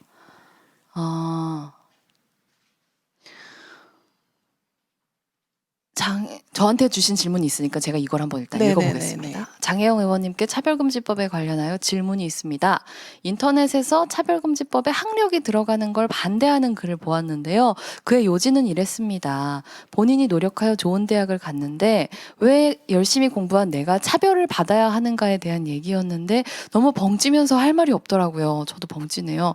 이렇게 말하는 사람에게 어떻게 답변해야 취지를 이해할까요? 라고 해주셨는데 그러니까 말하자면 학력 차별이 필요하다라는 그쵸. 요지의 얘기인 거죠. 그쵸, 그쵸. 근데 일단 근데 이 차별금지법에 대해서 일단 잘못 알고 계시는 것 같다라는 생각은 들어요. 그러니까 학력 예를 들면 뭐 그런 거잖아요. 제가 A라는 대학교를 졸업했는데 B라는 학교 동문회에 들어갈 수는 없는 거잖아요. 그렇죠. 그거에 대해서 B라는 학교 동문회가 나를 차별했다 이렇게 말할 수는 없을 거예요. 근데 대신에 누군가가 예를 들면 서울에 있는 대학이 아니라 지방에 있는 대학교를 나왔다는 이유만으로 어떤 회사에 응시할 자격조차 주어지지 않는다고 한다면 이거는 사실은 되게 차별적인 일이잖아요. 네네. 그래야만 하는 어떤 정말로 필수적인 이유가 없다고 한다면 이제 이런 종류의 차별들을 부당한 차별이라고 규정하고 이제 그래서는 안 된다라는 가이드라인을 제시하는 건데 학력 차별에 대한 학력 차별을 신념으로 가지는 거 이거는 사실은 굉장히 당황스럽네요. 저도 당혹스러워요. 어떻게 답변해야 취지를 이해할까에 대해서 어떻게 박한희 변호사님이라면 얘기하시겠어요? 사실 저는 뭐 이건 학력이라보다는 사실 학벌이라고 해서 성적이죠. 성적 사실 네. 성적. 그러니까 이제 네네네. 공정함이라고 우리가 요새 계속 얘기되는 공정성의 담론인데 사실 이게 많이 얘기하는 거는 이제 공정성과 정의에 대해서 얘기하는 건 내가 생각하는 출발선이 다 같냐. 우리 사실 출발선이 정말 사람마다 다르다는 걸 알고 있잖아요. 그쵸. 어떤 학력이 좋고 학벌이 좋다는 건 본인의 어떤 노력도 분명히 있었겠지만 그 주어진 조건들, 공부를 할 수 있는 조건들, 공부를 해도 뭔가 계속 유지할 수 있는 조건들, 그걸 해도 뭔가 내가 정보를 찾아볼 수 있고 대학을 어떤 것들을 달 수 있는 정보를 제공받거나 찾아볼 수 있는 여러 가지 조건들이 맞춰져서 그쵸. 그것이 나의 어떤 학력과 학벌을 만드는 것인데 과연 그것이 오롯이 나만의 것이라고 할 수 있는 것인가에 대해서 한번 생각을 해봐야 되는 문제고, 또 하나는 그것이 어떤 정말 출발선을 결정할 수는 있겠지만 그것이 정말 뭐랄까 모든 걸 다 결정해. 지금 사실 지금 세계는 그런 거거든요. 학력이 네네네. 좋다, 학벌이 좋은 사람은 일단 출발할 때 뭔가 혜택을 받고 거기서 끝나는 거예요. 그냥 거기서 이미 출발을 앞서 나간 사람은 거기서 출발이 뒤처진 사람은 영원히 따라갈 수 없게 정규직과 비정규직으로 그쵸, 한번 그쵸. 갈리기 시작하면은 이 사람의 인생 궤적이 완전히 갈리는 것인데 그런 거죠. 노력해서 난 정규직에 갔다라고 하지만 정규직 된 거 비정규직 된 사람은 그 다음부터 완전히 결과가 달라져요. 그랬을 때 나의 노력이 그만큼의 인생의 결과를 달라질 수 있을 정도의 어떤 구조적인 차별을 만들어도 되는 것인가에 대해서는 한 번 더 생각을 해봐야 되는 그런 문제들. 우리가 결과적으로 어떤 사회를 원해야 되는 것인가 이런 것들을 좀 생각해보는 그런 것들이 좀 답이 되지 않을까. 그 질문을 하신 분한테 이렇게 말씀해 주시면 좋을 것 같아요. 본인이 역으로 겪고 있다는 차별이 정말로 차별인가에 대해서 우리는 그렇죠. 어떤 다른 차별들을 많이 겪고 있는지 네. 본인은 그런 차별에 노출되지 않는다고 정말로 생각하시는지에 대해서 얘기하시면 어떨까. 그렇죠.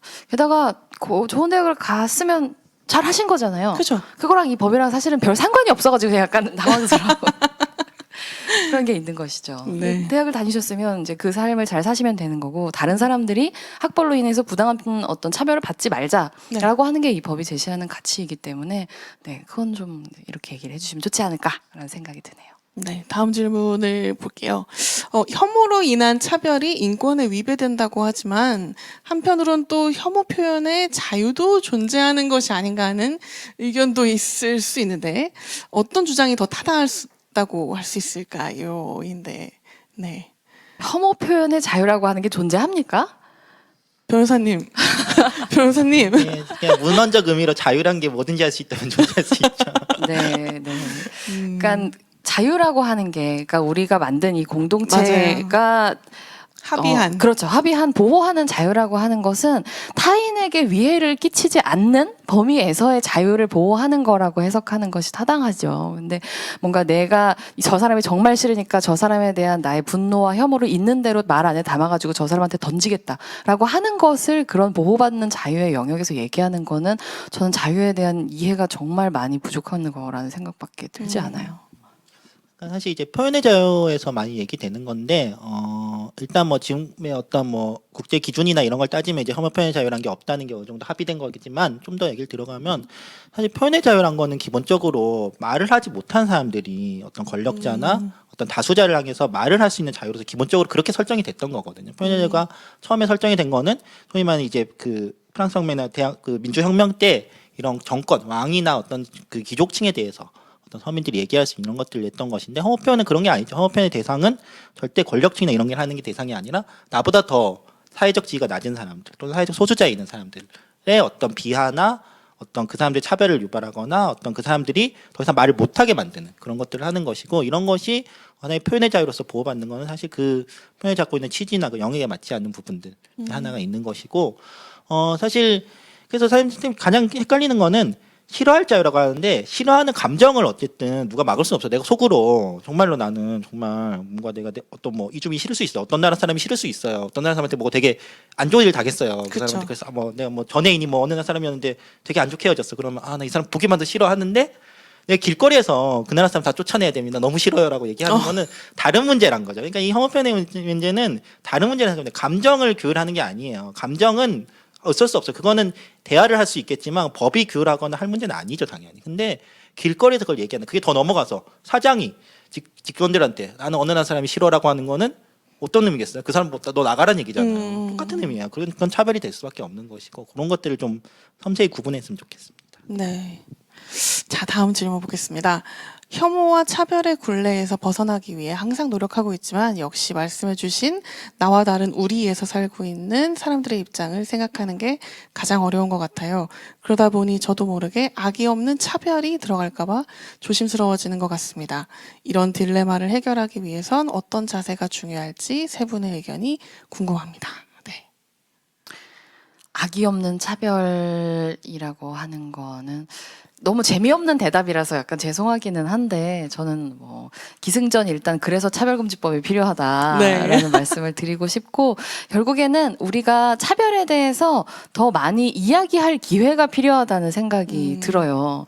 그러니까 저는 인권을 위한 담론이 지평이 넓어지는, 예를 들면 오늘 이런 자리가 만들어지는 것들은 정말 소중하다고 생각하는데 맞아요. 모든 대화들이 이렇게 상대방의 인격을 존중하면서 일어나고 있다는 생각이 들진 않거든요. 그러니까 예를 들면 차별을 시정하기 위한 여러 가지 말하기의 방법들이 있는데 의도가 없어요. 차별을 할 의도가 없지만 차별이 팽배한 이 문화 안에 살고 있기 때문에 차별적인 언사나 행동 같은 것들을 몸에 지니고 있는 거죠. 그쵸. 그래서 그거를 지적하는 방법에 있어서의 문제. 그쵸. 이 차별주의자라고 얘기하는 순간 물론 그게 가장 효과적인 방법일 때도 있지만 때로는 이제 차별이라는 것을 적시하기는 하였으나 그가 오히려 적대적으로 이제 자기 자신을 방어하면서 변화하지 않는 결과로 이어지는 경우들도 되게 많이 보기 때문에 네네. 정말로 이런 종류의, 그러니까 서로를 비난하지 않고 진짜 이걸 테이블 위에 올려놓고 보자, 이게 진짜 좋은지 아닌지에 대해서 이런 대화들이 좀 많아져야 된다는 생각은 해요. 이게 뭐 사실 뭐 김재 교수님의 선량한 차별주의자라는 책에 이제 많이 나오는 내용인데 정말 저는 악의 없는 차별을 많이들 할 수 있고 모든 차별이 다 의도를 띠고 있지는 않다고 생각하지만 의도를 그러니까 의도조차 하지 못하게 만드는 그런 것들이 있는 거거든요. 그러니까 뭐 이런 거 이제 장애인들에 대해서 뭐 장애인한테 대해서 되게 못되게 대한 사람 가르쳐 댓글에 저 사람이 장애인이네 뭐 이런 거 하는 거 있잖아요. 뭐 장애인에 가해한 사람들에 대해서 그 사람들 말하는 사람들은 제가 봤을 때는 그 사람들 정말 자기가 차별한다고 생각하지 않아요. 정말 진심으로 어떻게 얘기해도 정말 자기 진심으로 의도적으로 장애인을 비할 생각이 없는데 왜 그런 얘기를 하냐? 모르는 거예요. 그게 차별이 된다는 게 비도가 된다는 것 자체를 전혀 알 수가 없는 상황에 놓이는 것이고 그렇게까지 사람이 내 눈을 가려버린 거. 내가 이게 뭔가 문제가 될 거다. 장애인한테 뭔가 문제 될 거라는 거를 알지도 못하고 왜냐면 장애인을 접한 적도 없을 거니까 그렇게 만드는 상황 자체가 우리가 그린 구조적 차별이라고 부르는 것이고 그런 구조를 깨지 않고서는 이게 개인의 의도가 있냐 없냐 따지는 문제가 아니라 의도조차 하지 못하게 만드는 지금의 구조 상황의 문제인 것이고 그게 결국 차별금지법이 해결해야 될 어떤 과제라고 생각합니다. 좀만 더 첨언하고 싶은데 듣다 보니까 네네. 그러니까 무엇을 할 수 있을까요? 라는 실천적인 차원에서 얘기를 하자면 저는 되게 다양한 사람들이 함께 살아가는 환경을 만드는 거, 그러니까 자기 주변에 맞아요. 그런 뭐랄까 의도하지 않은 악의 없는 차별 같은 것들로부터 스스로를 지키는 되게 중요한 환경을 만드는 거라는 생각이 들었어요. 그러니까 그 국회 초반에 이제 상임위원회에서 얘기를 하다가 어떤 의원님이 이제 정책에 어떤 흠결이 있는 정책을 얘기하면서 절름발이 정책이라는 표현을 쓰셨는데 네. 그 상임위원회 이제 25명 중에서 한 사람이라도 지체장애인이 앉아 있었으면 어쩌면 그 말을 쓰지 않으셨을 수도 있어요. 왜냐면 그 말을 듣고 있는 사람이 있다고 하는 걸 생각하게 되면 의식하게 되거든요. 그쵸.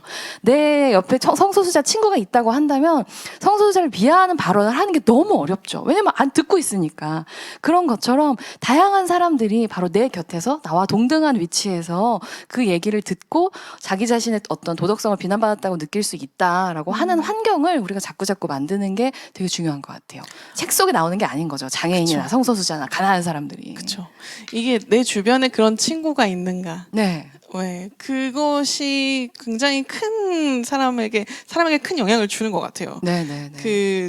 저는 더 이상 장애인으로 우리가 당연히 이제 보이는 확인할 수 있는 장애를 가지고 계신 뭐 휠체어를 타신다든지 뭐 목발을 짚고 계신다든지 그런 분에게 뭔가 자리를 양보하거나 뭔가 배려를 먼저 하려고 하지 않게 됐어요. 그것이 오히려 더 큰 차별이나 어떤 그런 뭐라 해야 되지? 나를 특별 대우할 필요 없다는 시혜적 태도로 나를 대하지 않아줬으면 하는 그런 걸 원한다는 걸 알게 되고 나서는 저도 그런 걸 좀 조심하게 되더라고요. 그래서 내 주변에 더 많은 다양한 사람들 두는 것 그리고 더 많은 사람들 속에서 살아갈 수 있도록 정책들이 바뀌는 것 이런 게 중요할 것 같습니다. 네. 자, 다음 질문은 사실을 근거로 혐오를 하는 사람들에게는 뭐라고 하는 게 좋을까요? 약간 짧은 질문이기는 하지만 네. 왠지 무슨 얘기인지 알 것 같지 않으세요? 네.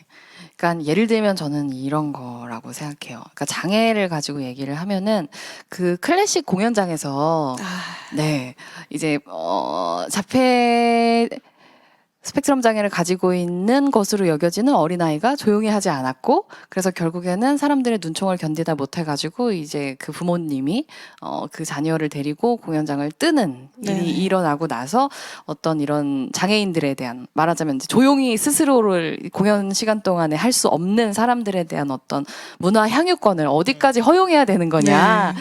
뭐 입장을 어떻게, 그러니까 말하자면은 제도적인 측면에서든 뭔가 선을 긋고 싶은 거죠. 그리고 그런 거에 대해서 차별이다라고 얘기하면은 이건 사실에 근거한 피해를 본 그쵸. 사람들이 있는 거다. 이건 차별이 아니다라는 식으로 말씀하시는 분이 계신데, 또 다른 일화로 반박을 하자면 이제 제가 사는 동네 주변에 옹호 가게라고 하는 프로젝트가 있어요. 그러니까 그 옹호 가게 딱지를 붙이면 이제 우리 가게에는 언제든지 당연히 발달 장애인들이 들어와서 이용하는 거는 당연한 권리이고 조금도 눈치 보거나 그렇게 신경 안 쓰셔도 된다라고 하는 표시랑 비슷한 거거든요. 그래서 옹호 가게를 하시는 어떤 이제 맥주집이었던 것 같아요. 네. 이제 그런 가게를 운영하시는 사장님이 처음에는 되게 들어와가지고 이제 다른 손님들을 괴롭히거나 시끄럽게 하거나 이럴까봐 되게 걱정을 많이 하셨지만, 사실 우리 가게에서 제일 많이 난동을 부리는 거는 중년 남성이다. 비장애 중년 남성이다. 근데 우리가 비장애 중년 남성에 대한 어떤 술집에 있어서의 허가제를 우리가 이제는 사회에서 논의해야 된다. 이런 방식으로 얘기하지 그쵸, 않는다는 그쵸, 그쵸. 거죠. 그래서 어떤 종류의 사실들이 있을 수 있지만 그것은 그냥 그 자체로의 하나의 일들인데, 그걸 통해서 누군가 그런 일반화할 특성을 필요는. 가지고 있는 사람들에 대한 규칙을 만들어야 그쵸, 그쵸. 된다라고 얘기하는 거는 전혀 옳지 않은 일이라는 거죠. 그러니까 사실이라는 게 그게 정말 그러니까 어떤 객관적인 걸 보여주는 것인지 아니면 일부의 어떤 사례들을 보여주는 것인지 아니면 정말 그게 아닌 다른 사실도 있음에도 하나만 특정해서 보여주는 것인지 이런 것들이 사실 분석이 들어가야 될 것 같고, 사실을 듣고 해석하거나 얘기하는 방식도 분명히 그 어떤 문제가 있다 생각하거든요. 뭐 이제 많이 얘기하는 게 동성애랑 HIV 만들 얘기하죠. 네, 동성애가 맞아요. HIV. 사실 이제 동성 간의 어떤 뭐 학문 성교가 HIV를 감염률이 있어서 좀 더 안전하지 않은 성관계일 수 있는 거는 뭐 사실일 수 있죠. 근데 그러니까 동성애자가 HIV에 감염이 더 많이 될 수 있고 약간 취약한 집단이다. 이거 자체는 과학적인 사실일 수 있는데 그걸 어떻게 해석하냐 문제. 그걸 보고 아 역시 동성애자는 HIV에 걸려. HIV는 문제적이야. 그러니까 동성애자는 더러워라고 해석할 것이냐. 그쵸. 병에 많이 걸리네. 이 사람들 치료해줘야겠네. 그래야지 방역에 도움이 되겠네. 그렇잖아요. 지금 그렇잖아요. 코로나19에서 노인분들이 감염에 취약하죠. 면역력이 약하니까. 그랬을 때 노인분들을 배제시키자라고 아무도 주장하지 않죠. 노인분들을 더 치료해주고 더 열심히 돌봐주고 해서 맞아요. 코로나19 바이러스를 모두 종식시키는 걸 같이 해야 되자 하는 것이고, 똑같은 거예요. 동성애자가 HIV 많이 감염되면은 더 보호 조치를 예방 조치를 하고 보건 의료를 해갖고 HIV 바이러스가 더 확산되지 않도록 해야 되는 그런 것들. 같은 사실을 두고도 어떻게 해석하고 어떤 방향을 접근할 것인가는 분명히 차이 나는 것이고, 우리가 그걸 하기 어떤 방향으로 할 것인가 그런 원칙들을 얘기해야 된다고 생각합니다. 그쵸. 이게 아다르고 어다르네요. 그죠? 그렇죠. 사람을 어떻게 보느냐. 이게 맞아요. 정말 손바닥 뒤집듯이 같은 사람인데도 그렇죠. 어떻게 바라보고 어떻게 대상화하느냐에 따라서 네, 정책이나 이런 것들이 많이 바뀔 수 있는 것 같습니다. 네, 다음 질문. 이게 되게 참 되게 아픈 질문인데요. 자신의 문제라고 여겨서 나서게 되셨다고들 하시는데 결국 당사자가 되어야 움직이잖아요. 어떻게 당사자성을 느낄 수 있게끔 사람들을 도와줄 수 있을까요? 그러니까 이런 말씀인 것 같아요. 당사자성을 느껴서 우리가 다 같이 조금씩 사회를 변화시키는데 일조할 수 있을지에 대해서 여쭤보신 것 같습니다. 그 혐오나 차별이라고 하는 게 사실은 되게 많은 종류의 것들이 있잖아요. 그래서 어떤 하나의 당사자성에 대해서 얘기를 한다기보다 맞아요. 저는 스스로가 가지고 있는 차별의 경험들로부터 다른 차별을 겪고 있는 사람들에 대한 공감대, 연민 이런 것들을 이끌어내는 게 더 중요하다는 생각이 드는데, 그런 점에 있어서 코로나는 진짜로 우리한테 생각할 지점을 많이 주는 게 랜덤해요. 맞아요. 네, 성별을 가리지도 않고 연령을 가리지도 않고, 물론 우리가 가지고 있는 이제 이 사회의 울퉁불퉁함을 따라가지고 약자들을 더 괴롭게 공격하고 있기는 하지만 어쨌든 그런 점에 있어서 누구라도 감염될 수 있다라는 점에서 누구라도 차별받을 수 있다라는 점으로 연역하게 되고, 그래서 이제 국가인권위원회에서 매번 이제 하는 조사에서도 이런 이제 성소수자에 대한 차별을 포함해가지고 네. 이제 누구라도 차별의 대상이 될 수 있다. 그렇기 때문에 차별을 어떤 제도적으로 규제하는 법이 필요하다. 이제 이런 종류의 대답들이 뭐 국민 10명 중에 9명이 그렇다고 대답을 하게 되는 인식의 변화도 있었던 거라고 생각해요. 당사자라는 말이 뭐 인권 운동에서도 굉장히 항상 논쟁거리예요. 이게 보면은 성소수자 운동은 좀 많은 사람들이 성소수자 당사자예요. 성소수자 운동을 하는 사람들은. 근데 다른 운동은 좀 그렇지 않고 장애 운동 같은 경우도 비장애인 활동가들 굉장히 많고 이주 난민 운동은 사실 그 이주민 난민이 아닌 선주민 활동가들이 더 많아요. 왜냐하면 이주 난민이 하기 쉽지 않거든요. 난민 같은 분은 특히 이제 정치 활동을 하기가 쉽지 않아요. 있을 때 어떤 추방의 리스크가 존재하기 때문에 그랬을 때 그럼 선주민 활동가들은 이주민 당사자들을 도와주는 어떤 그냥 지지자로서 주변인인 것인가라고 했을 때 그 당사자는 무엇인가?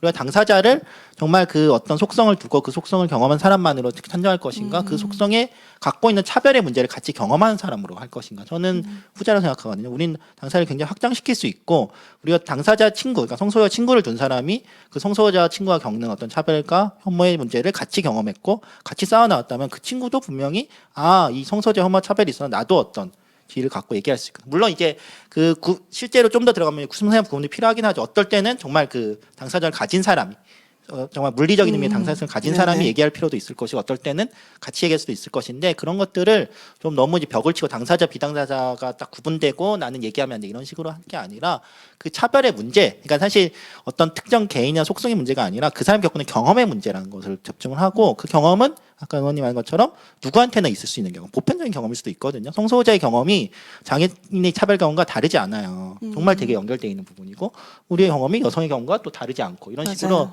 경험들이 연결돼 있다는 거 그런 것들을 좀 같이 좀 발견하면은 좀 더 이제 얘기들이 할 수 있지 않을까 생각합니다. 연결돼 있다는 말씀 되게 좋은 것 같아요. 가끔 그런 일들이 있잖아요. 어떤 각각의 운동들을 하시는 분들이 나의 운동은 굉장히 중요하지만 상대의 운동은 약간 덜 중요한 것처럼 생각하게 되거나 이런 문제들도 있는데 우리가 당사자성이 경험이라고 말씀하셨는데 공감으로 번져나가면 좀 더 좋지 않을까라는 생각이 저는 듭니다. 그래서 그런 문제들에 대해서 공감하는 사람이면 그 당사자성을 띈다라고 생각을 하고 그 문제를 해결하기 위해서 노력할 수 있다고 생각을 하게 되네요. 네, 다음 질문 가겠습니다. 혐오 차별이 심화되면서 이를 근절하기 위한 여러 노력들이 시도되고 있지만 그럼에도 불구하고 여전히 혐오에 대한 인식은 낮은 것 같습니다. 전문가를 비롯해 심각성을 느끼는 사람들과 그렇지 않은 사람들 간의 인식 차이를 줄이기 위해서는 어떤 노력들이 필요할까요? 그쵸. 이게 어떤 실제로 혐오가 존재하는지조차 모르는 사람들에게 어떻게 혐오가 존재하는지에 대해서 설명할 것인가. 네. 그래서 자꾸 제가 차별금지 앵무새가 되는 거 같는데 차별금지법 앵무새가 저는 그래서 제도적인 변화가 필요하다. 그쵸. 라고 생각해요. 그러니까 어떤 종류의 우리 사회의 커다란 인식 변화를 만들 때 두 가지 방법이 있다고 생각하는데 하나는 정말 점진적이고 문화적인 방법으로 한 사람 한 사람과 대화와 예를 들면 아까 얘기 나왔었던 뭐 예술과 학문과 이런 것들을 통해 가지고 한 사람 한 사람이 변화시켜 나가는 방법이 있다면 제도가 변하면 어쨌든 그건 법이잖아요. 법이기 때문에 뭔가 이해는 지킬 안 돼도 수밖에 일단 없죠. 지키면서 시작해야 되는 거예요. 그리고 행동이 변화하면 인식이 함께 변화하는 부분들이 분명히 있기 때문에 짧은 시간 안에 큰 인식의 변화를 만들어내는 데 있어서는 사실 이런 제도적인 변화가 진짜 핵심적이라고 생각해요. 질문이 참 어렵네요. 다들 너무 되게 수준으로 어려워요. 네, 되게 이거 약간 전문가 토론회 같은 느낌이에요. 아카데믹한 그러니까요. 네.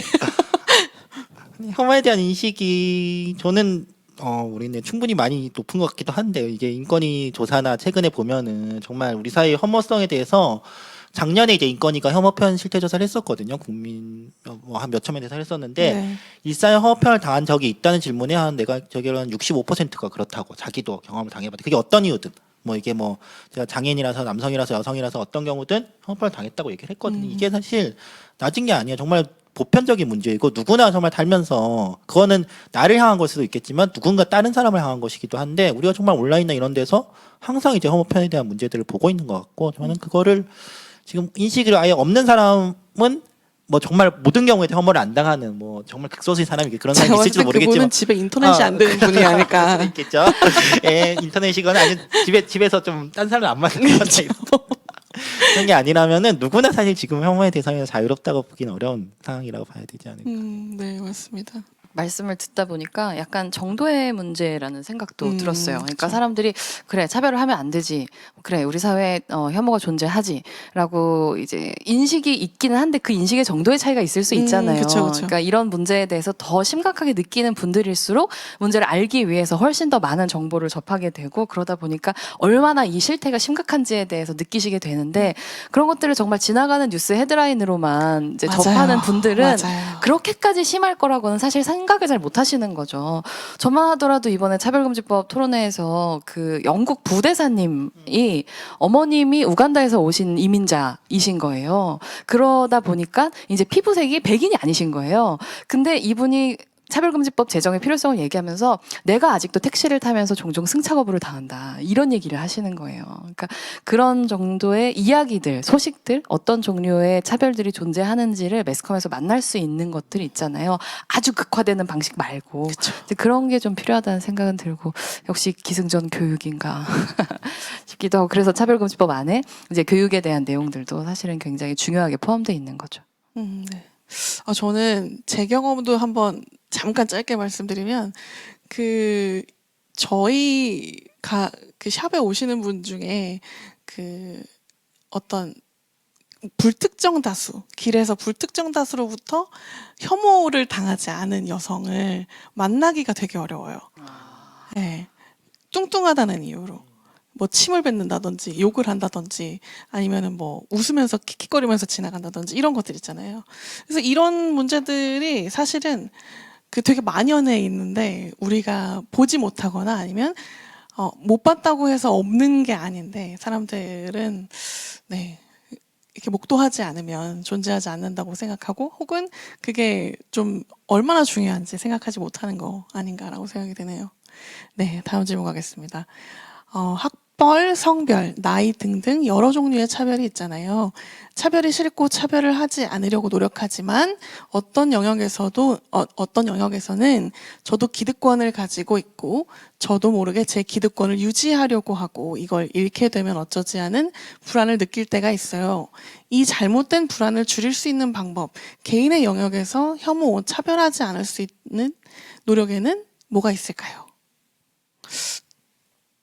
성찰적인 질문이네요. 저는 이미 이런 질문을 한다는 점에 있어서 충분히 노력하고 계신다는 생각이 그쵸.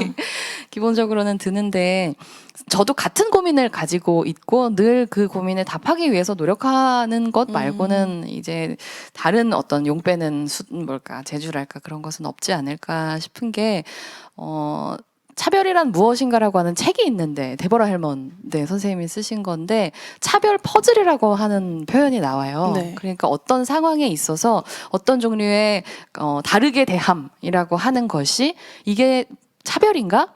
일단 중립적인 의미에서의 정말 다르게 대하는 것인가 그리고 이 차별이 합리적인 것인가 아닌가를 판단하는 데 있어서 늘 모든 게 명쾌하지 않다는 거였거든요. 그래서 그냥 멈춰 서가지고 이게 내가 잘하는 건가? 라는 생각을 그냥 계속 하는 마음의 습관을 갖는 거 그게 사실은 저는 개인으로서 할 수 있는 굉장히 중요한 행동이라는 생각이 들어요. 그래서 응원합니다. 그 고민을 그 질문을.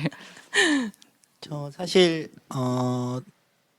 저도 이제 그런 거기 때문에 얘기하기 어려운 부분이죠. 저도 이제 뭐 트랜스젠더라고 뭐 차별받는 얘기를 하지만 저는 이제 변호사라는 직업 전문직을 갖고 있고 학벌에 있어서도 사실 어떤 뭐 학벌 사회라는 데 있어서는 상당히 높은 지위에 있는 것이고 그렇기 때문에 항상 고민을 하게 되거든요. 왜냐하면 제가 만난 이제 트랜스젠더 커뮤니티에서도 굉장히 이제 어떤 직업이나 뭐 사회적 지위나 이런 거에 대해 굉장히 경험이 달라요. 그래서 저는 인터뷰할 때 제가 운이 좋다고 왜냐하면 이렇게 얘기할 수 있는 거 그냥 얘기해도 어딘가로부터 이상한 얘기를 안 듣고 그리고 가족들한테 완전히 뭐 상처받지 않고 뭐 주변의 동료들을 만날 수 있고 한다는 거는 정말 나의 그냥 운인 것이고 이거는 내가 어떤 주어진 노력이나 이런 게 아닌 것이고 맞아요. 그런 것들을 사실 한번 생각해 보는 거 일단 기본은 생각해 보는 게 중요한 것 같아요. 결국은 이게 모든 것이 나의 어떤 노력이나 나의 대가 나의 어떤 뭐 애쓴 대가로서 주어진 것일 수도 있지만 그것 중에 어떤 것들은 분명히 그냥 운이로서 어쩔 수 없는 저절로 주어진 것일 수도 있다는 것이고 그게 절대적인 가치가 아니라는 거를 계속 상대하는 거죠. 나는 절대적으로 이런 지위에 항상 있어야 되는 사람이 아니고 어떻게 보면 세상이 뒤바뀌면 내가 또 다르게 될 수도 있고 이런 것들을 계속 생각하는 것들. 근데 사실 힘들죠. 그렇게 생각하면 되게 피곤하죠. 그렇죠.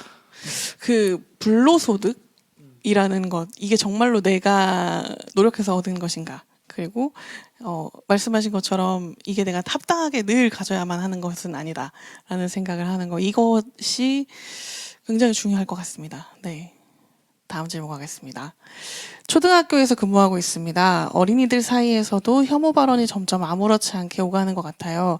이를테면 우리 아이들 중에 코로나 감염 학생이 나왔을 때 서로에게 상처 주는 말들이 오갈까 굉장히 조심스럽게 지도하고 있습니다. 공교육에서 혐오 문제에 대해 어떻게 다루면 좋을지, 공교육이 혐오 문제를 다루었던 방식에 대해 아쉬웠던 경험은 없으셨는지, 네, 말씀 부탁드립니다. 또 굉장히 어렵고 본질적인 그쵸. 질문이 나왔는데 장애 인식 개선 교육 이런 것들을 꽤 많이 다녔었는데요. 네. 한때는 그 중에 제일 어려웠던 현장이 초등학교였던 것 같아요. 그러니까 제가 얘기하는 이제 그런 뭐랄까 장애를 가진 친구를 뭐 도와야 해요. 뭐 이런 수준의 얘기들, 뭐 장애인의 날에 장애인을 잘 도와줘야 된다. 뭐 이런 식의 교육들이 아이고. 이제 존재하는 현장에서 네. 근데 그걸 뛰어넘어가기 위해서 그러니까 정말로 차별이라고 하는 게 뭔지 사실 다 알잖아요. 왜냐하면 차별받으면서 자라니까 얼마나 어린이들 우리가 많이 차별합니까. 그렇죠. 그래서 그 경험과 이 장애에 대한 차별의 경험을 연결시키기 위한 노력이 되게 중요했었고 그거를 이제 표현하는 이제 5, 6학년을 대상으로 했었을 때의 키워드는 무시였어요. 가난할 수 있지. 가난하다고 해서 무시하면 안 되지. 장애가 있을 수 있지. 장애가 있다고 해서 무시하면 안 되지. 공부를 못할 수 있지. 공부 못한다고 해서 무시하면 안 되지. 무시받으면 기분 나쁜 거 다 아시잖아요. 라는 수준에서 말씀을 드리니까 이제 그 부분은 되게 직관적으로 이해를 하시는 것 같았어요. 왜냐면 다들 무시받았었으니까. 그쵸. 어리니까 안 된다. 뭐 여러 가지의 경험들이 있었으니까. 그런데 그러니까 저는 공교육에서 혐오가 존재한다는 것을 인정하고 싶어 하지 않는다는 인상을 받을 때가 있어요. 그러니까 우리 모두는 너무 선한 존재들이고 세상은 나아지기만 하고 그런 나쁜 애들은 책 속에만 나오는 거 내지는 우리 사회 밖에 있는 이런 방식으로 추상화시켜버린다고 생각하는데 이미 존재하고 있는 것이죠. 교실 안에서 왕따가 일어나고 있는 것이죠. 근데 착하게 있어야지라고 얘기하는 순간 되게 우스워진다고요. 어른들의 얘기가. 그게 아니라 눈앞에서 일어나고 있는 것들에 개입하는 방법 들에 대해서 저는 훨씬 더 구체적이고 실용적인 논의들이 좀 있으면 좋겠다 그런 생각은 되게 많이 들어요. 이제 의원님이 뭐가 필요한지는 얘기해 주셔서 지금 문제점을 얘기하면은 뭐 저도 이제 뭐 교육 현장을 다 아는 건 아니지만 뭐 이제 많은 인권단체들이 하는 것 중에 하나가 성교육 표준안, 이제 국가 수준 성교육 표준안이라고 교육부가 2015년에 만들어서 학교에 배포한 게 있어요. 성교육을 할 때 이렇게 하라고 하는 건데 네네. 그 가이드라인이 정말 문제적이에요. 몇 번 기사도 많이 나왔었죠. 이게 되게 뭐 첫장 보면 이제 학생들 가르치고 금욕이다. 욕망이 아니라 금욕을 가르쳐야 되고 막 그리고 막 이제 성역할 나눠 갖고 뭐 어울리는 옷을 입혀보시라 해서 남자애는 네네네. 바지 입히고 여자애는 치마 입히고 뭐 이런 걸 한다든가 그리고 동성애 언급하지 말 것 이래갖고 성소수자에 대해서 완전히 학교 현장에 지워놓고 이렇게 하는 것들이 사실 그런 교육이 사실 문제는 교육은 지금 이건 대놓고 차별주의자로 만드는 교육을 하고 있는 것이고 사실 이걸 정말 개선이 필요한 것인데 교육부가 정말 이거에 대해서 계속해서 이거를 안 하려고 하거든요. 뭐 계속 문제 제기를 해도 전혀 듣는 신용을 안 하고 계속 뭐 어떤 이제 유엔의 아동관리협약이나 이런 데서도 문제 제기가 되고 지적이 되고 있지만 계속 개선이 더딘 상황들 이런 것들이 저는 이런 교육의 어떤 가이드라인과 표준화에 대해서 정부나 국회가 좀 더 이게 좀 더 면밀히 들여다보고 문제 제기를 하는 것들이 필요하지 않을까. 맞아요. 그 불안이나 뭐 싫어하는 감정이나 뭐 이런 것들이 사실 되게 자연스러운 거잖아요. 근데 이제 그 감정들을 어떻게 컨트롤하는지, 어떻게 잘 표현하는지, 혹은 잘 마음속에 담아두는지 이런 부분들에 대한 교육이 있어야 되는데 나쁜 마음을 먹으면 안 돼요. 사람을 미워하는 것은 하면 안 돼요라고 하니까 하지만 난 쟤가 미운 걸, 하지만 난 쟤가 싫고 이상한 걸이라고 하는 마음이 어떤 방향으로 뻗어나가면 좋을지에 대한 어떤 방향성 같은 것들이 좀 주어지면 좋겠어요. 저는 아주 이 질문에 대한 그 아주 교과서적이게 좋은 답변을 알고 있는데요. 저희 남편이 공교롭게도 초등학교 교사입니다. 그래서 그 평등 교육을 하는 날 아이들한테 둘째 언니 유튜브를 보여줬다고 얘기를 하시더라고요. 근데 아이들이 굉장히 직관적으로 그 문제들에 대해서 받아들이고 이해하려고 노력하고 그리고 같이 활동을 하면서 그러면 이 친구를 어떻게 이해하면 좋을지 그리고 그 친구가 어떤 행동을 할 때 죄송합니다. 뭐 어떻게 대해주면 좋을지에 대해서 생각해 본다든지 이런 활동을 하면서 그날의 활동을 정리를 했다고 해요. 그래서 저는 이런 컨텐츠들이 정말 많이 필요하고 그리고 개개인 그쵸 용기 있는 개인이 필요하되 우리 모두가 그게 나라고 생각하고 네, 서로를 도와가면서 그런 컨텐츠들을 좀 교육 현장에 많이 배포하는 것이 중요하지 않을까 싶습니다. 네. 훈훈한 얘기네요. 감사합니다. 네, 다음 질문 가겠습니다. 나이가 들고 조금씩 업무나 사회적 지위를 획득하고 있는 내가 살아가는 세상이 좁아지고 있는 게 아닐까 두려운 생각이 들어요. 그런 두려움을 직시할 수 있고 내가 차별하고 있음을 받아들이기 위해서 패널분들은 개인으로서 자신의 업무 환경 그리고 일상 속에서 어떤 노력을 하고 계신지 궁금합니다.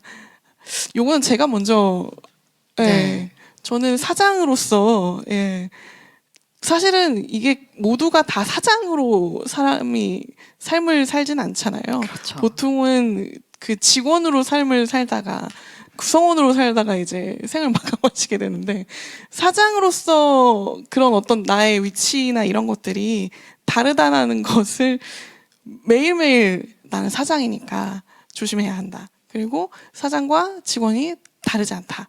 이런 것들에 대해서 매일 아침 약간 구호 외우듯이 외우는 그런 노력을 해요, 저는. 그래서 뭔가 내가 동등한 인격체로서 그 구성원들과 함께 일할 수 있도록 애쓰는 것. 그리고 네, 뭐 보통 꼰대라고 하죠. 꼰대가 되지 않도록.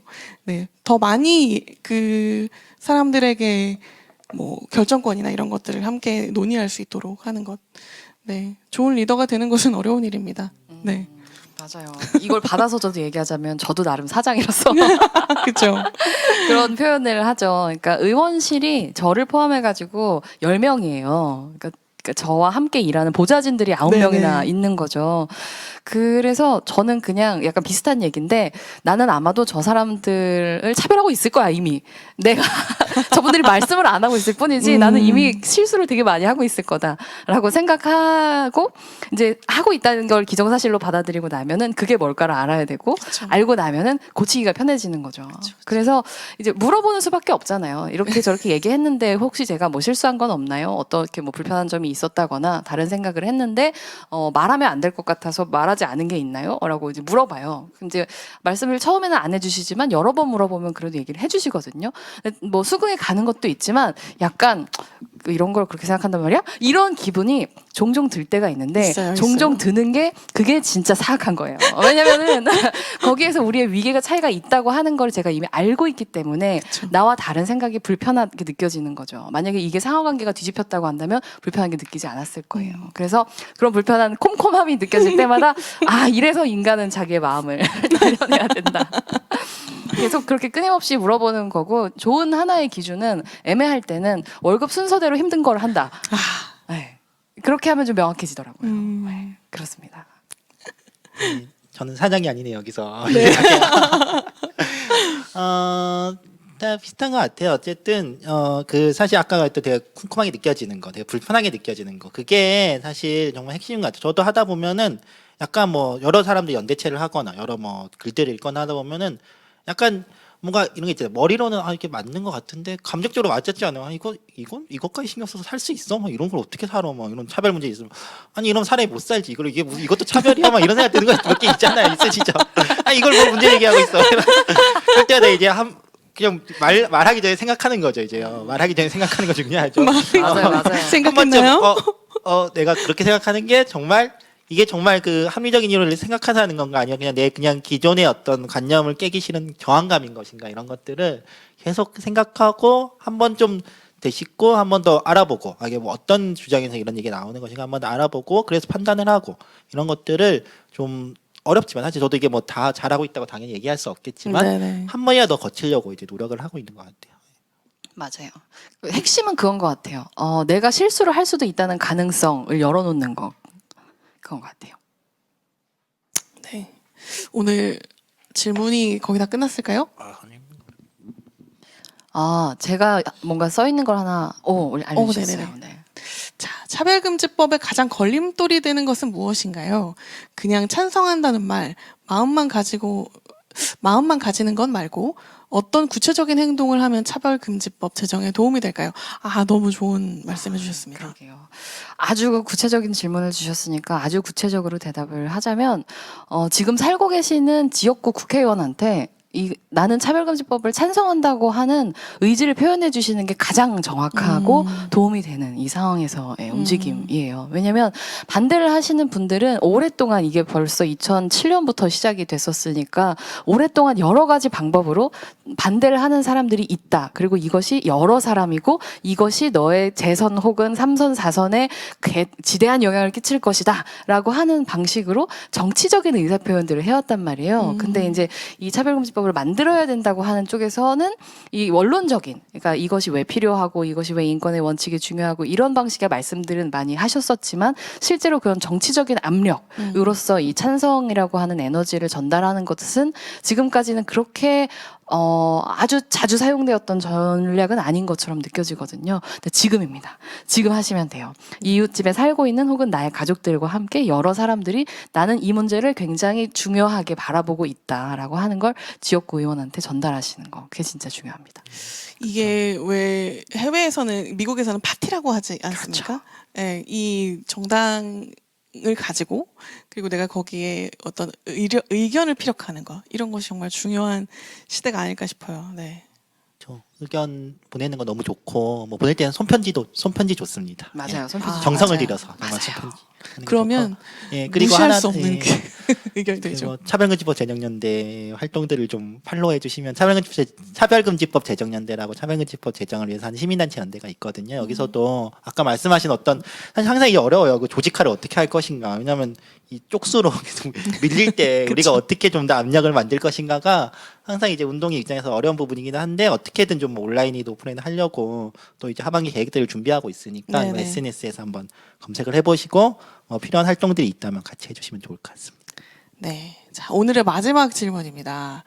저 스스로의 인식 개선 교육을 위해 책을 조금 더 읽어보고 싶은데 세 분께서 추천해 주실 책이 있으신가요? 너무 많은데 어떡하지? 그러게요. 어쨌든 타인에 대한 연민이라고 하는 책을 가지고 저희가 얘기를 하고 있는 거니까 저는 비통한 자들을 위한 정치학 이라고 하는 책을 추천을 해드리고 싶어요. 딱 어떤 차별과 혐오에 대한 내용이라기보다는, 그러니까 우리가 어떤 결국에는 이 평등이라고 하는 가치도 우리가 민주주의 사회 그런 정치 체제를 가지고 있기 때문에 뭐 차별금지법이라던가 뭐 헌법의 형태로 그런 것들을 구체화해 나가는 거라고 생각하는데 이 사회를 살아가는 한 사람의 정치적인 주체로서의 개인으로 어떻게 이 혐오의 시대를 돌파해 나갈 것인가라고 할 때 내가 받았었던 어떤 차별의 경험, 상처들을 이제 심장이 깨질 정도로 아플 때 그 심장의 파편들로 타인들을 상처 줄 것인가, 그게 아니라면 떨어져서 깨져서 열린 마음으로 다른 사람들과 연결될 것인가, 그 더 큰 공감을 이끌어낼 것인가, 이제 이런 되게 묵직한 화두를 던지는 책인데 심지어 재밌어요. 그 책을 비통한 자들을 위한 정치학을 추천하겠습니다. 변호사님? 저는 뭐가 좋을까요? 아까 헤어편 얘기도 나와갖고 이제 마리칼이 될 때는 아마 다들 많이 아실 거라 생각하지만 홍선수 교수의 마리칼이 될 때는 헤어편 좀 일반적인 거에 대해서 보면 좋을 것 같고요. 이제 어쨌든 그 어떤 내가 인식을 개선하는 거는 어떤 그 사람들이 갖고 있는 어떤 소수자로 대표되는 여러 사람들을 알아가는 것이니까요. 성소수자에 대해서 좀 더 관심이 있으시다면 제가 이제 홍보 같지만 무지개는 더 많은 빛깔을 원한다라고 제가 공저로 참여한 책이 있을 건데요. 해주면 좋겠고, 아까 이제 낙태 얘기 나왔잖아요. 낙태 얘기도 이것도 저희 사무실 분들이 공저인데 배틀그라운드라고 또 낙태죄 관련된 책이 있습니다. 훌륭한 낙태 책이죠. 궁금한 거 있으시면은 그런 것도 보면 좋을 것 같습니다. 저는 아무래도 제 필드에서 제가 할 수 있는 얘기 그리고 제가 추천할 수 있는 책을 추천하는 게 좋을 것 같아요. 저는 록산게이의 헝거를 추천드리고 싶은데요. 이게 우리가 뚱뚱한 사람으로 살아보지 않은 삶은 되게 상상하기 어렵거든요. 근데 록산게이의 삶을 들여다보면 그 안에 이런 에피소드가 있어요. 그 레스토랑에서 바에 의자가 부서지지 않게 그 스쿼트 자세로 앉아 있는 그런 에피소드가 있는데 그렇잖아요. 우리가 기물 파손할 수 없잖아요. 레스토랑 가서. 근데 그런 내가 혹시 기물을 파손하지 않을까라는 걱정을 늘 해야만 하는 삶은 어떤 삶일까에 대해서도 좀 생각을 해보는 것이 필요하지 않을까라는 생각이 들어서 네, 록산게의 헝거를 추천드립니다. 네.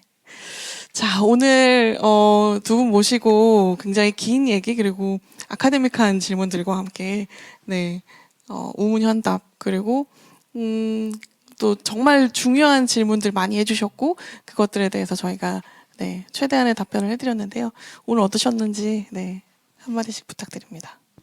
일단 저는 온라인에서만 뵙던 김지향님을 오프라인에서 이렇게 심지어 관심 있는 주제를 가지고 얘기할 수 있어서 너무 좋았고요. 사실 정말 이런 대화가 아주 많이 필요한 시기를 거치고 있다는 생각이 들어요. 그러니까 우리가 뭐 K-방역을 잘했다 이런 것들은 다들 이제 공감을 하고 있지만 저는 사실 요새 정반대로 우리가 했어야 되지 않나 그런 생각도 좀 하고 있거든요. 그러니까 뭐냐면 학교라든가 복지관이라던가, 그러니까 상대적으로 우리 사회의 약자들이 삶을 이제 보내고 있었던 공간들을 제일 먼저 닫아버렸는데 사실은 마지막까지 그걸 열어뒀어야 되는 거 아닌가? 이 사람들 지금 다 어디 가서 어떻게 지내고 있지? 이게 잘 파악이 안 되는 걸 보면서 아, 이 사람들이 겪고 있을 어떤 안 그래도 일상이 재난이었는데 여기에 코로나라는 재난이 겹쳐서 얼마나 더 삶을 괴롭게 만들고 있을 것인가에 대한 반성이나 걱정 같은 것들이 되게 많았어요. 근데 결국 그거를 만들어내는 돌파해내는 힘은 어떤 연대의 힘, 이런 동료 시민들의 연대를 커다랗게 만들어내는 힘이라는 생각이 들어서 너무 좋았습니다. 함께 해주셔서. 네. 저도 이렇게 좋은 기회를 마련해 주셔서 정말 감사드리고 사실 이제 차별금지법 혐오 이런 것도 많이 얘기도 했었지만 이제 앞에 저희 이제 주제가 또 코로나 시대의 혐오와 인권이잖아요. 저는 이 중에 좀 하나 하고 싶은 게 이제 집회 자유 쪽도 제가 좀 관련 소송이나 사건들을 하고 있거든요. 사실 집회 자유가 지금 되게 말하기 어려운 상황이죠. 우리가 모인다는 것 자체가 되게 이제 두려움이 대상이 돼버린. 내가 어떻게 모일 수 있을까 우리는 앞으로 이후로 집회를 할 수 있을까 막 이런 고민들도 들고 뭐 어제도 이제 개천절 때 이제 뭐 차벽이 쌓여지고 여러 가지 집회들을 차단하는 상황들이 있었는데 한편으로는 집회의 자유란 것도 결국은 그런 거죠. 우리가 모이는 거를 되게 답답해하고 왜 모이지 못한다고 하는 것처럼 사람이 모이는 것 자체가 하나의 기본권인 거예요. 인간은 사회적 동물인 것이고 우리가 사실 모여서 같이 의견을 교환하고 나랑 같은 뜻을 같이 하는 동료들이 있다는 걸 확인하는 그 시간들. 보통 흔히 집회뽕이라고 하는데 그 뽕을 맞는 그런 기분들 그런 게 되게 중요한 것이고 그렇기 때문에 사람이 어떤 기본권이라고 하는 것인데 사실 그것이 방역에 당연히 뭐 위험이 있을 수도 있겠지만 그것을 우리가 정말 엄밀히 판단하고 있는 것인가 정말 이게 방역에 정말 위험하기 때문에 이렇게 무기한적으로 막아야 되는 것인가 아니면 어떤 다른 방법은 있을 것인가 이런 것들을 좀 고민을 많이 하는 것들이 좀 돼 있었으면 하고 이게 사실 모든 거나 비슷한 것 같아요. 결국은 이제 집회 자유라고 했지만 이게 어떤 감염과 그러면 방역과 정보인권, 방역과 뭐 이동의 자유, 방역과 뭐 영업의 자유 이런 것들을 관해서 무엇이 더 항상 우위라고 할 수는 없잖아요. 어떻게 하면 조화를 이룰 것이고 어떻게 하면 균형을 잡을 것인가 이런 것들을 계속 끊임없이 고민하고 얘기하는 과정에서 우리가 좀 더 답을 찾을 수 있지 않을까 생각합니다. 네, 저는 공포도 중요하지만 뭐랄까 사람들에게 그 어떤 그런 조심하는 것 먼저 내가 조심하고 공포를 조성하기보다도 내가 먼저 방역하고 내가 먼저 조심하고 이런 것들이 네, 코로나 시대를 좀 더 안전하게 지낼 수 있는 네, 첫걸음이 아닐까라는 생각이 듭니다. 네, 오늘 네, 좋은 말씀 나눠주신 네, 장혜영 의원님 그리고 박한희 변호사님 네, 오늘 너무 감사합니다. 네, 네, 여러분 함께 해주신 여러분도 진심으로 감사합니다. 감사합니다. 고맙습니다.